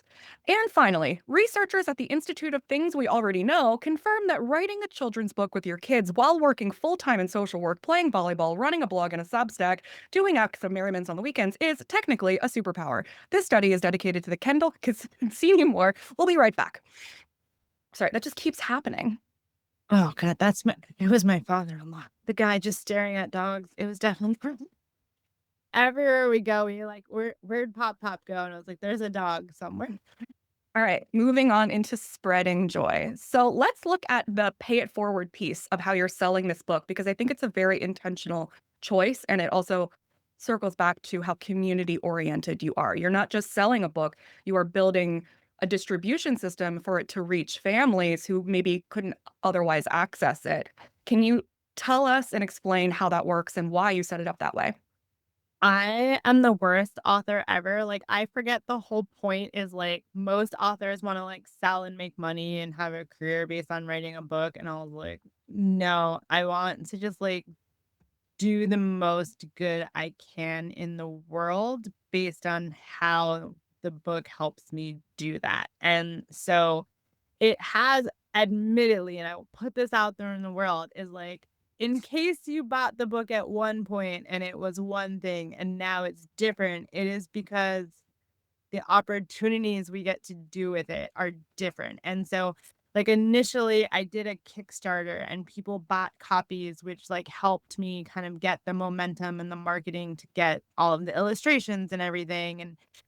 And then we were able to create the book, and now the book is out there and it's, like, at its price point, but we do something different when it's, like, in wellness realms and in school realms, and we're able to offer discounts because that's what we want to get in places that don't have the ability to just like walk in and purchase a book. And now, even as I reach out to libraries, I'm like, I want to exist in your library because I heard nearby it's in a bookstore. And in case a family sees it and can't afford it, I want to be nearby for free. And so a lot of that came from, how do we set this up to reach the most people, and also know, similar to what you know, like, sometimes people don't want to do acts of kindness, but they wanna contribute towards it, like your Glitterati Guild, Mhm. and it's just like, how do I help? And so the Pay It Forward program is that idea. It's like buy one, give one, or just kind of pay it forward by donating to certain things we're doing. And so it was created with the intention of, you buy a book and for like a little bit extra, you send the book somewhere. And whether some people have picked specific places they know, and we try and stay focused on like mental health realms or schools or low income places. Or if they can't, then we pick. And so I've had the opportunity to give the book to some mental health agencies, and kind of building like as I meet resources, it's sort of like a wait list. Like, okay, the next copy we get, we're gonna give to you, or we're gonna like surprise and do it. And then we've also been doing a give back program. So because we printed them at home, they're a little easier to kind of in the margins do donations. So each month I try and focus on a different mental health organization. So the first one was you, because why not? And we are doing, I think what won your vote was, we went out, and they are here in my house. I had to hide them so the kids don't play with them. But we went out and we bought a ton of beach toys, because around here there's a lot of beach libraries. And so we're going to some of the like lesser funded beaches around here, and we're going to like donate the toys to play, and kind of see kids who don't have toys in some beaches and be like, here's a bucket and stuff. And then this month we're doing, it is a helping women get out of abusive relationships by helping provide like funding to whatever they Mhm. need to get out of there, whether it's getting legal fees or getting somewhere to stay or things like that. And so it's just, I think there's so many different things I have going on right now. I told my husband, like, I don't even care if the website looks a mess. We have like the ability to donate copies. We have the ability to donate money. We have the ability to take donations to just go do acts of kindness. And we've shifted there too, because I know with your goal, it was like getting to the, and I always screw up, one, all the ones. It was, what happens when you do all of them? I'm gonna be so bored, like, not doing acts of kindness. We do them anyways, but it's the, how do we, like, track them and have fun and show the world to keep doing them? So, I, like, am using and pairing the Drop Dead Generous grant we got to doing more acts of kindness in your tracker, where it's now we are, Matt and I took like our internal house budget and moved some buckets around. So each month we have a pay it forward bucket. That is just like, what are we going to do this month? And if it's not a specific act that we're going out and doing, then we're just going to go take the book and bring it here and do this. And so that's been like a rewarding part of doing this, is like, we do it anyways. We always love doing acts of kindness, but having the book exist is like this kind of permission to say like, okay, buy a book and we're gonna go do an act out there. And putting that in the book, like we have our Reese cards, we have your stickers, and putting it in there and saying, we're gonna go change the world because you supported mental health. And Yeah. like, I might have a cloudy day, but the sun's gonna shine over here. So thank you. And it's just been what I enjoy in it. And I'm obsessed with all of it, and I think that it's also a really good example of how, like, with the 11K project and feeling like, "Oh, well, like, what are we gonna do after this?" But then kind of you've created your own 11K project, you know what I mean? It's the same thing, it's just like we're doing it your way. It's I want everyone to feel empowered to do that. I mean, it can look different for every single person depending on what they can do, what they wanna do, their all of it, but I mean, you're doing a lot. It's incredible, but I I love the idea of just taking it and doing your own version because that's all that matters. It's just how can we continue to do It's good? you, like, you're I know you always talk about, like, the permission for joy, and I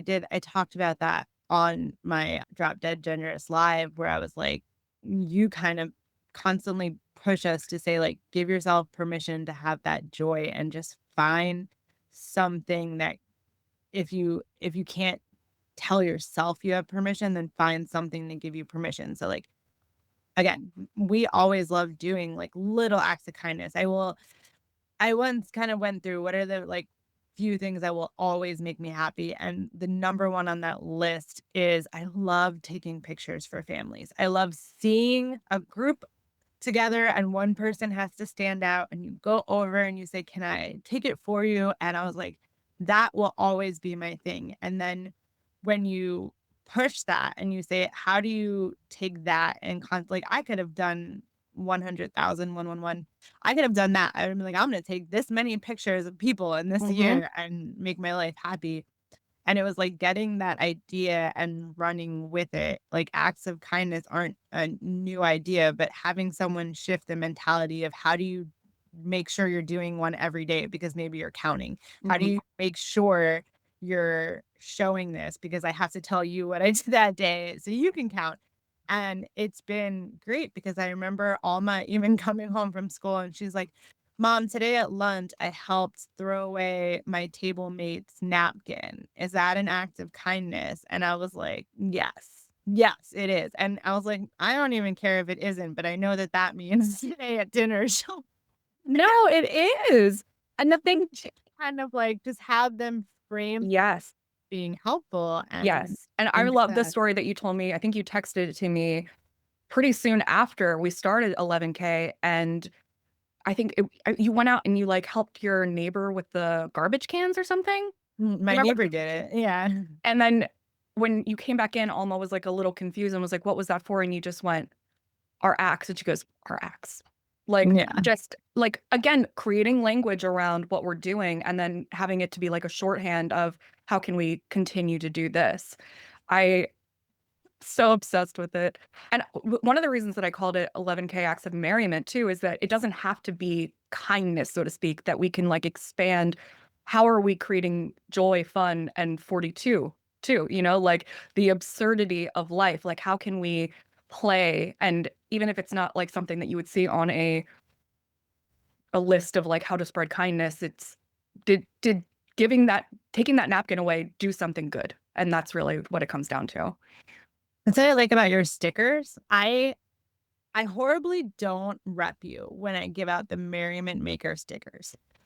But it is because it is one of those, what does that mean to you and why do you think I'm giving it to you? That Exactly. it's really fun for me because there are people who like know you through me. So they'll Mhm. be like, "Oh, this is Mary's stickers." Mhm. And then there are people who are like Merriment Maker and the fact that it comes in my book, they're like, "What?" And I'm like, yeah, go be a merriment maker and then tell me what you did to like earn that title. And like, I don't have to tell them, is that an act of kindness? Is it mental health awareness? Is it something with the kids? It's just kind It's of all of it, what whatever do you you, want it to be. yeah. And Yeah. then where do you put it? Like, I think mine's on my water bottle. So it's just like, is it kind of what does it mean to you? And that's been an overall rewarding part too of all of the book is that it's this ability that the end goal of what success looks like for me with the book is not tracking like the sales or the money returned or I mean we have to do that for tax. But like it's just that we've got to go to this really cool place and we got to do this really cool thing because the book helped us get in there and we got to connect with these people. And at the end of the day, the conversation, like I did a pod last week and I was like, it was so weird to talk about some really deep depression stuff. And we were laughing the whole time. And I was like, Mhm. that's the what we get to do with this. Yes. Yes, all of it. I have, like, 4 thoughts and I lost all of them. I think that part of the merriment maker thing too is just, like, that we need people in area doing whatever it makes sense to them, you know? So is it, like you said, is it with your kids? Is it mental health? Like, however that makes sense to you is, I love the way that you're framing that of like, you go do it and then tell me, figure it out. I think that's a really beautiful way to do that. Okay. So we're talking about how many things, I mean, full-time social work, full-time mom to 2 kids, published author, 2 more books on the way, podcast guests, you blog, Substack writer, book club member, volleyball player, weekly merriment participant. How are you not completely falling apart? That's the high functioning part. Like, I like being busy. I mean, the kids know, like, even movie night, Alma will be like, "Are you doing laptop or your book?" I'm like, I like my brain kind of Mhm. functioning and focusing on things, and I don't know what I would do with myself. It just gives me joy to be busy and doing, I mean, like, most of it. I won't say which one in that list of stuff I don't love doing all It's the the time. merriment, isn't it? It's definitely the if that one is, like, required to survive, but it's just, like, all of that is, like, the fulfilling other stuff, like, what fills my cup is, like, kind of getting it all done. Yeah. And I think that when you have things that you really do give a shit about, that it doesn't always feel like overwhelm. It can feel like you're exhausted in a wonderful way. Yeah. Yeah. Earlier, I mentioned that we the mental health awareness and how it's come such a long way since you and I were kids, and now that there's language and you're creating new language, and I love that we do this. But, you know, with, like, Instagram and TikTok and stuff, the flip side, I feel like, can be that we have swung into a place where people do potentially have a harder time distinguishing between things like sadness versus depression, anxiety versus stress. Is there something that you feel like in terms with mothers that is still stigmatized or like not talked about or is not easily distinguished? Yeah.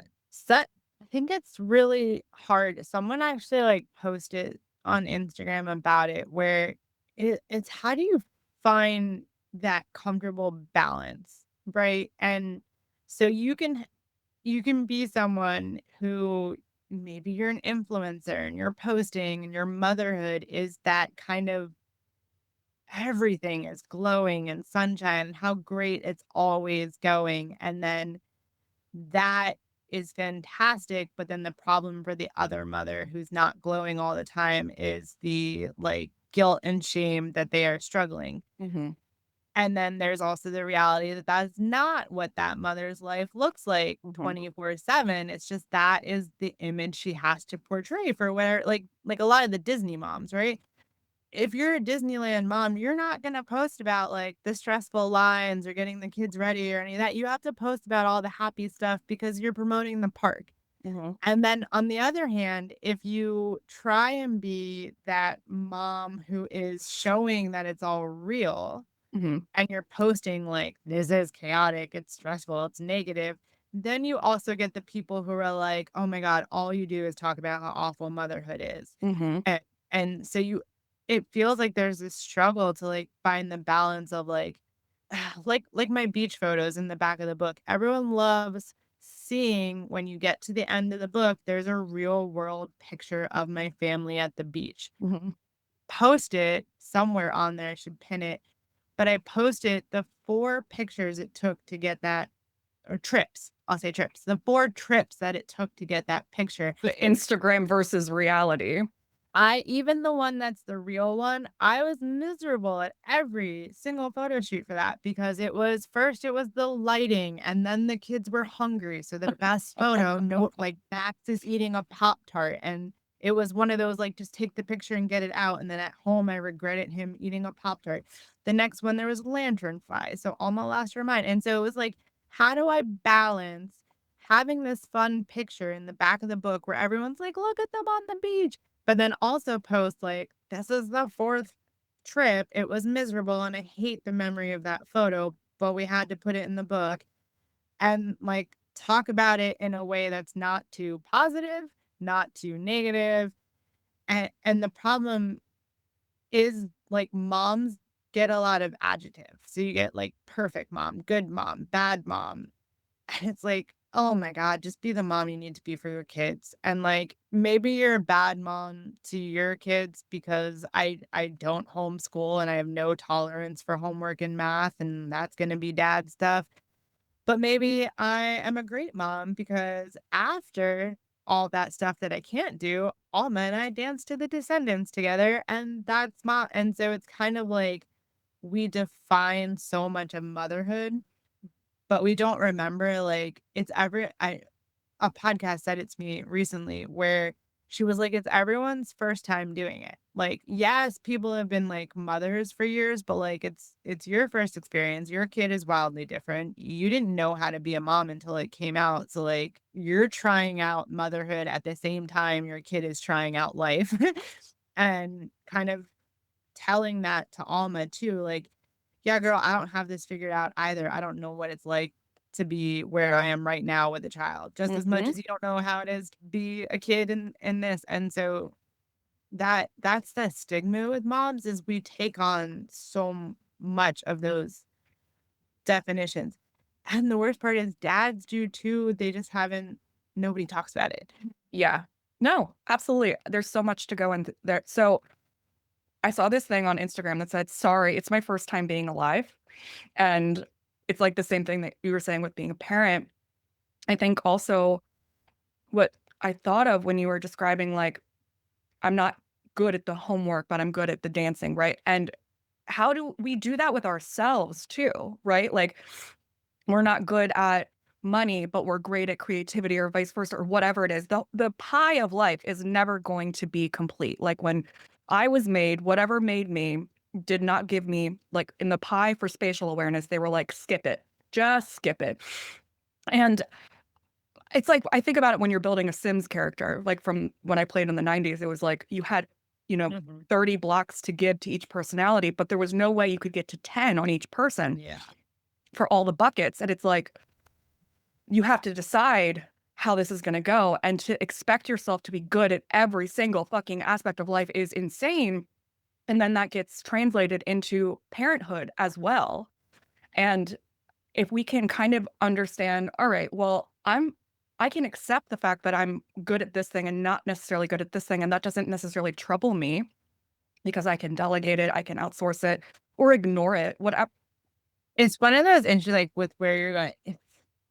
If someone is with me and Alma some places, I think there's, like, the expected how you're supposed to react in a situation, and it's, like, sometimes not how I react. I do remember my friend Jack was here, and we were getting the kids in the car, and he was going with us, and, like, Alma was going by the road, and I think, like, the expected situation is like, "Hey, don't go by the road, it's unsafe." And I was just like, "Alma, don't go on the road." And she goes, "Why?" And I was like, "You're gonna get hit by a car and die." And, like, it blew his mind. He was like, "That was intense." I was like, "Okay, if I say Alma, it's not safe." Like, she's gonna ask why, she's gonna ask what's not safe. Get to the Like, root. Let's talk to them yeah, like a I was like, person. "Girl, you're gonna die." Yeah. And it was like that kind of there's so much where we expect things to look some way Mhm. because what we're told that I have to tell her it's unsafe. And I'm like, no, the reality of my daughter is she's going to ask me like 87 follow-up questions. And like Mhm. the root of that is you're going to die. And it's just, it doesn't make me a bad parent to tell her that because she's young and I put the concept of death in her head. I'm like, all right, so what happens when that little squirrel walks in the road and he didn't learn? And now I have to talk about it at that age anyways, and Mhm. everyone's like, "Oh, it's only appropriate to say when it's, like, teaching her about the poor squirrel," and I'm like, "I didn't want the squirrel to be her, so we talk about death a And lot also, who earlier." decided what was appropriate? I think appropriate, professional, adult, all of these things are constructs that are ultimately conditioned by the patriarchy, but Yes. it's not real. What is appropriate? A person, I always use the example of like a stand-up comedian on stage can talk about their butthole for like 30 minutes, and that's appropriate because of the setting. But if I say that to a stranger on the subway, I'm a freak. And it's just like, why? Why? Who made these rules? They're not rules. There's no rules. And yeah, I again, it comes back to also understanding who your audience is, who you're talking to. You know how to get to your daughter the best, the quickest, the easiest. So just because other people will like judge it, it's like whatever. But yeah, I was, before I had my hiccup fit, saying like, if we can accept that about ourselves, that we're not good at everything in life, why can't we apply that to parenthood as well? And then I was also thinking that, you know, you were using the good example of people on social media kind of portraying maybe one side or the other, right? Like of being the good, perfect mom without talking about the struggle. And then the opposite side of like talking about the struggle and maybe it seeming like you're angry about being a parent or resentful or whatever. First of all, I want to say that I think that you do that balance very well. I think that if I look at your page and even just look at like the most recent posts, it's very easy to see how much love there is, how much fun there is, and the honesty. And I think that that's one of the reasons that I'm so attracted to you because when it comes down to all of this, when we look at every conversation that we've had about everything, it comes down to how to communicate and how to be honest. And that really, I think, is the crux of everything. And on the flip side, I think we also have a responsibility as a consumer, as an audience on social media, to understand that these two things are potential extremes and you take from it what is helpful for you and you discard the rest and stop instead of like because they're being put in a box that maybe they're creating, but also we don't have to put them in a box and we don't have to put ourselves in a box based on those two extremes either.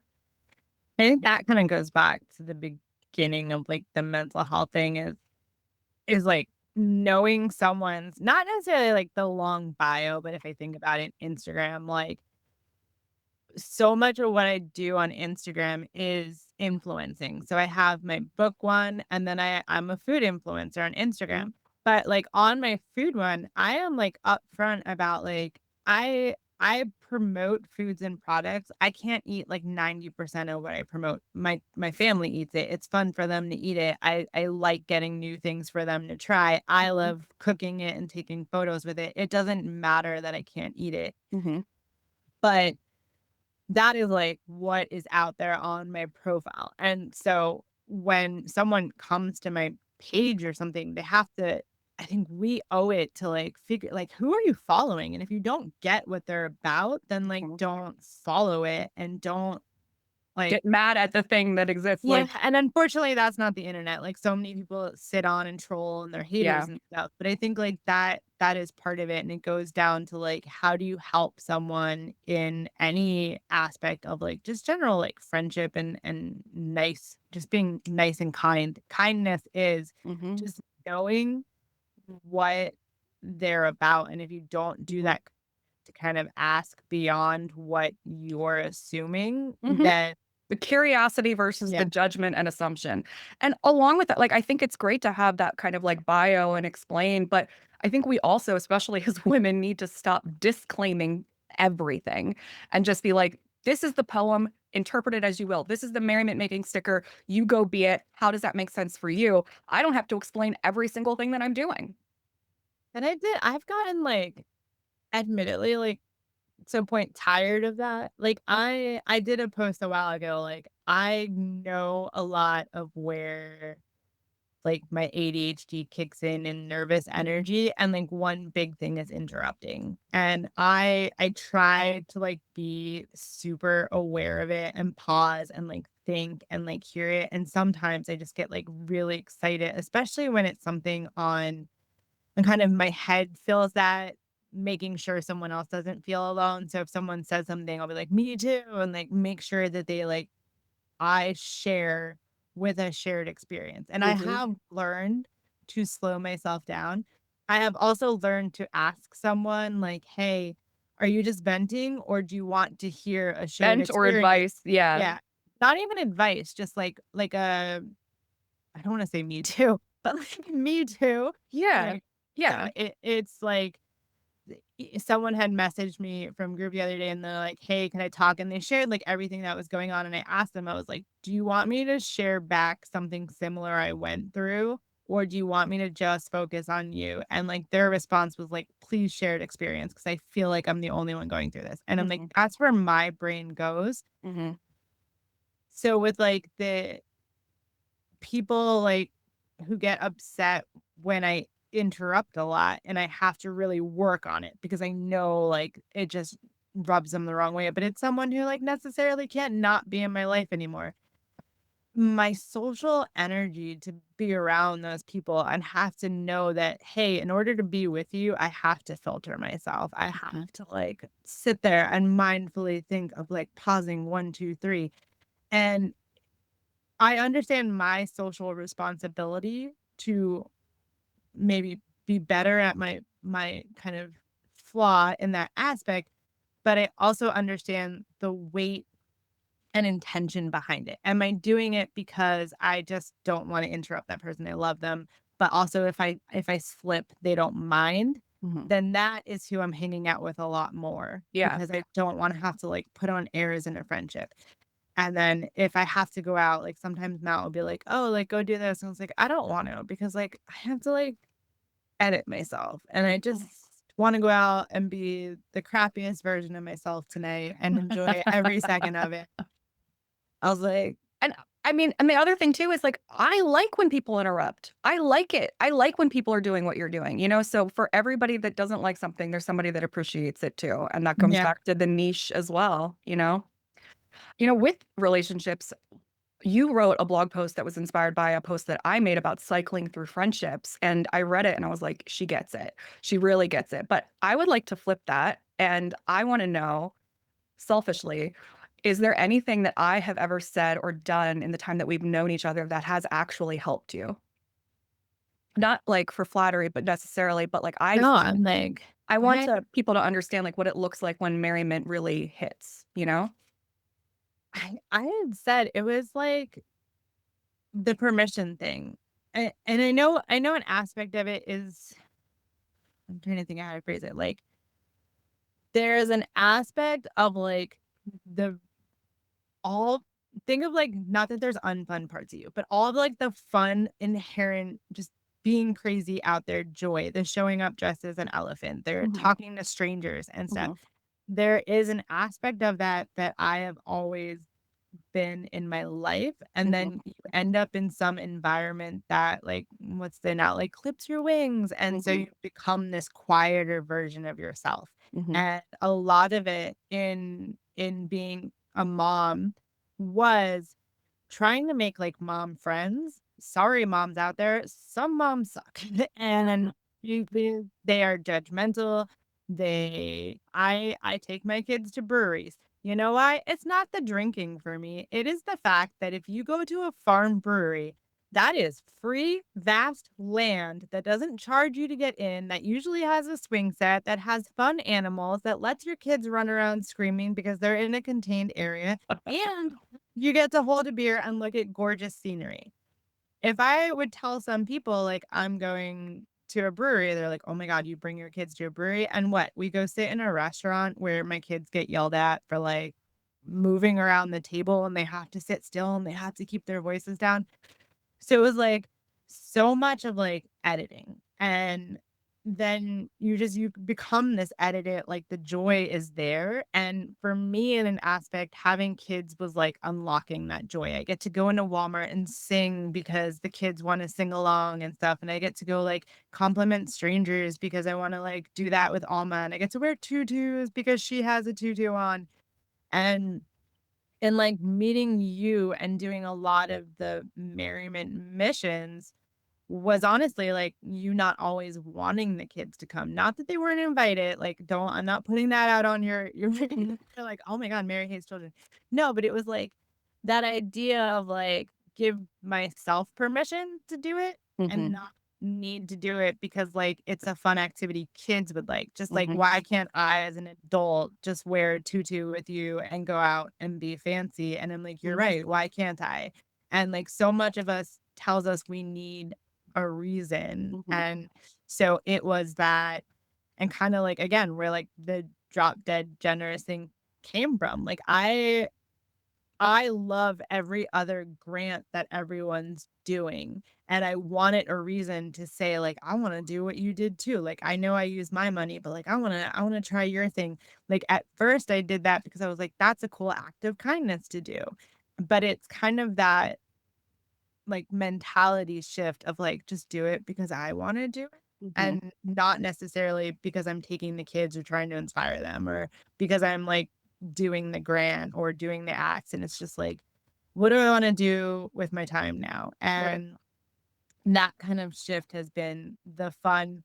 And also knowing, because it does help for me, maybe not everyone listening, that you are local. So if I ever don't feel like I can push myself to do it by myself, which admittedly I'm not. I hate doing things by myself. It's just I don't like silence and doing stuff by myself. It's different. Like I will read by myself, but I want people nearby so I know like people are there and connection is there. So I also like knowing where it's just like, hey, I really want to do this crazy photo shoot in this brand new place and I don't want to go take weird photos by myself. So I'm like texting you and be like, come to the photo shoot. Mhm. And so that's been the rewarding aspect of like just the permission for joy reminder to just, like, do it because I wanna do it and not because I don't know. Yeah, no, I get it. I love that.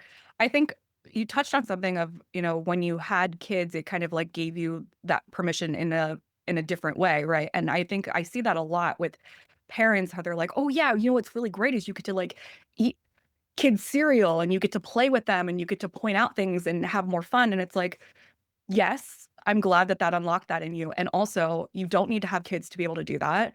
And you get to do it independent of your kids as well. So I think that that's something, especially because I don't have kids, like when people see me doing these things that maybe they want to do, whether they're a mom or not, it's like, oh, wait, I don't have to have a kid in order to be able to do those kinds of things. And I love that that is like a connection for you. What's something that people always ask you in every interview or podcast that you've done that you wish that they would stop asking? And it could be something I asked you, that's fine. What does success look like? Oh It's god, like, it's just a weird, that's like, boring. am I supposed to say, like, "Oh, 500 books," and then they're like, "So what happens if you don't get it?" I don't know, like, I Well, I don't think like you actually answered it here really beautifully of, like, I it's do not because 'cause I'm about so used to getting the question. It's ugh, kinda like I don't wanna set the bar because and you know what? People ask me too. They ask me, like, a am I hoping, like, is this gonna be a career? Like, am I gonna write more books, but, like, are you hoping to, like, "Oh, you're selling a lot of this will books, you're be your quit your full-time job." thing. Yeah, yeah, I was yeah. like, "No," because the second you set the bar, it doesn't become fun to do it. Yeah. And so, like, the second I say, "We need to get 1,000" like, I had asked Matt, I was like, I he asked me actually, he goes, "Why aren't you doing bulk wholesale?" I said, "Then we're gonna get stuck with 1,000 books around our house, and they're gonna be sitting here, and I'm gonna feel the pressure to, like, get rid of them." Mhm. We have the whole rest of our lives. Like, we can just have books in our car and you show up one day and you meet a mom or something and you're just like, "Here's a book from our car." And he's like, "There's no pressure to get them out of our house." Especially he put them in, like, really weird places in our house too. So it's not like they're all stacked up somewhere and I'm staring at them. Like, they're, like, hidden under furniture and things in a fun way. So it's just like they're here with us. And so like, I don't love when people, like, make it some bar set because then you feel like you need to check the box to get there, and I was Yeah. like, "I don't wanna get there, I just wanna figure out what my journey is with the book." Yeah, I think that you inadvertently answered it throughout this interview of, like, it's not really about the sales, it's about connecting people to resources and helping people feel less alone, and however that looks is how it is, like, that's it, and Yeah. when you know your why, that is the success, you know? If there's one thing you could say directly to a mom or a parent and any kind who's in the middle of a really heavy cloud right now, it doesn't have to be a tip or a resource, just like something true and honest, what would it be? Oh, it's always gonna be that it's okay to not be okay. Yeah. Like, just even if it's okay, like, it's okay if it's okay.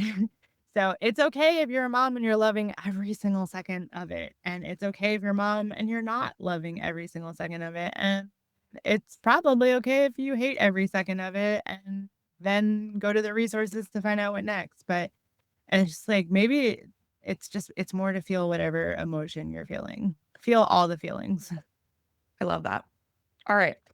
We're going to end with unquestionary. This is the daily double rapid fire questions.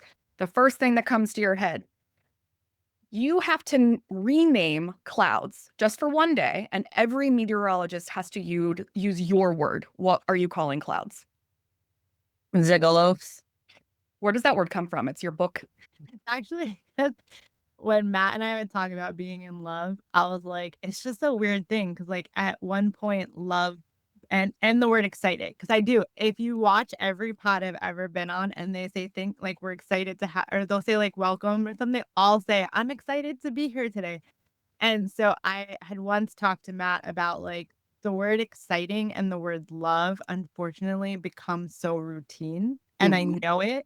So I told him we need a word for each other. So when I tell everyone I'm excited to be here or I love you, that it does feel different when you're with me. And so our word was like, I would text him, I was like, I'm so zigaloped for our date. And he would know that it's more than like something. And it would be like certain things. So like if we were going to like a different volleyball game, I'd be like, Yeah, I'm zigaloped for this one. And we would know that it's like the next next level. level. I love it. And so that was, like, when we were trying to figure out the book name, like, we played around with, like, cloud puns, but I was like, "I don't wanna get in some, like, weird" I didn't look up a copyright somewhere, and I was like, "No one's gonna have Zigalose." And so we just made it up. I forgot to put that on my list of things to ask you, so I'm glad that it came up. And again, creating more language to describe things that we don't have. I just realized that we're both Mercury ruled signs and it's language based. So there's a love in that. Okay. Next question. Alma and Max get to add one rule to the household. What do you hope it is, and what are you terrified it's going to be? I know it's gonna be something with no clothes because those kids love getting naked. Like I know there's just, like, no clothes rules. When I was a kid, my mom instituted an hour of naked time for me every day because I refused to wear clothes. She was like, "You can have a naked hour." A book club selects your book. What snack do you hope is on the table when people show up to discuss it? Waffles. You can only post one kind of content for the rest of this year.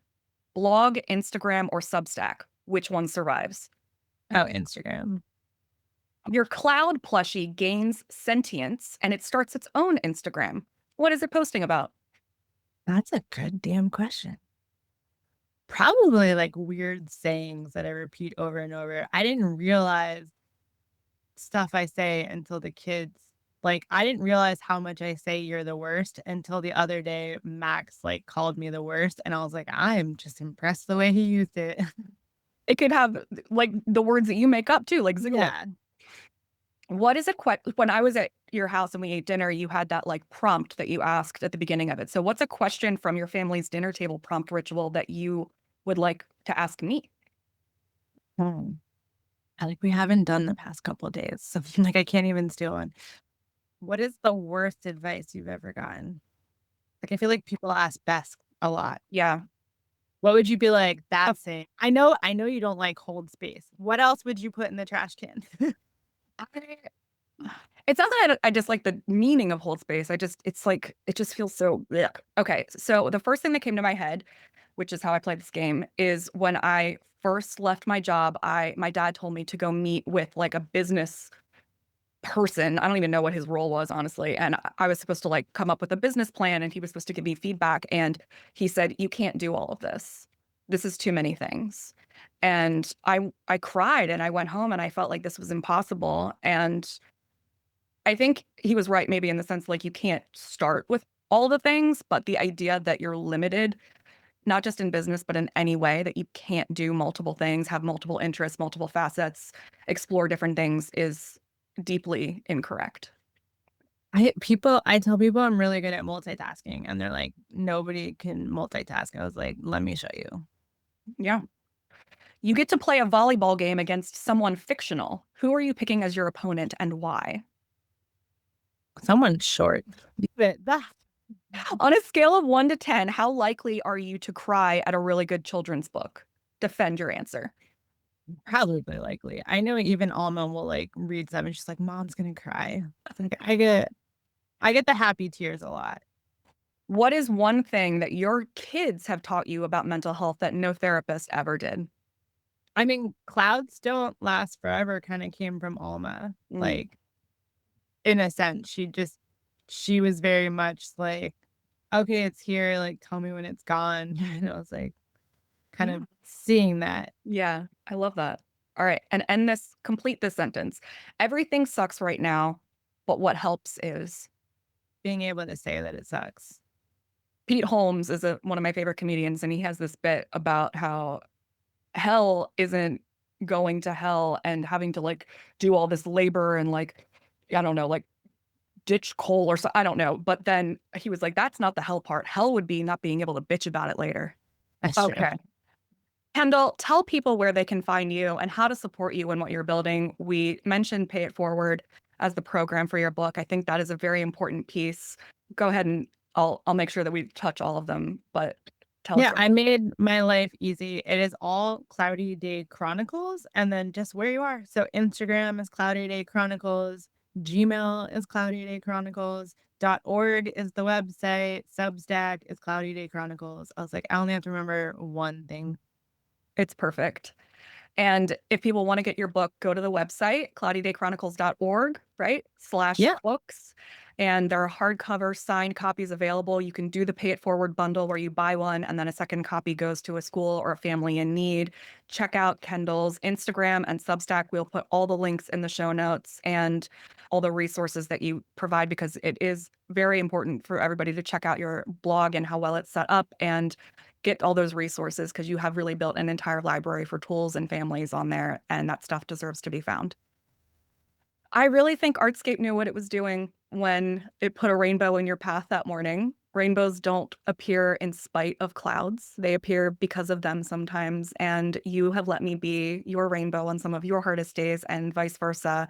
Your clouds have made me more colorful too. And I think that's what a real friendship looks like. That's what merriment really is. I'm really glad that Alma ran towards me. I'm really glad that you emailed me like 12 times. And I'm really glad that you are my friend. How likely am I to cry at the end of a pod? Like, what is the question? For everyone listening, if today's episode left you with any kind of cloud and also a little bit more sunshine, that is exactly what Kendall would want. So go find her, buy the book, pay it forward, and remember that clouds don't last forever. This has been Everything Sucks. Now What? A Merriment Method for a Messy World. I'm Mary, you're Mary, and this was Kendall. Thank you so much for being here.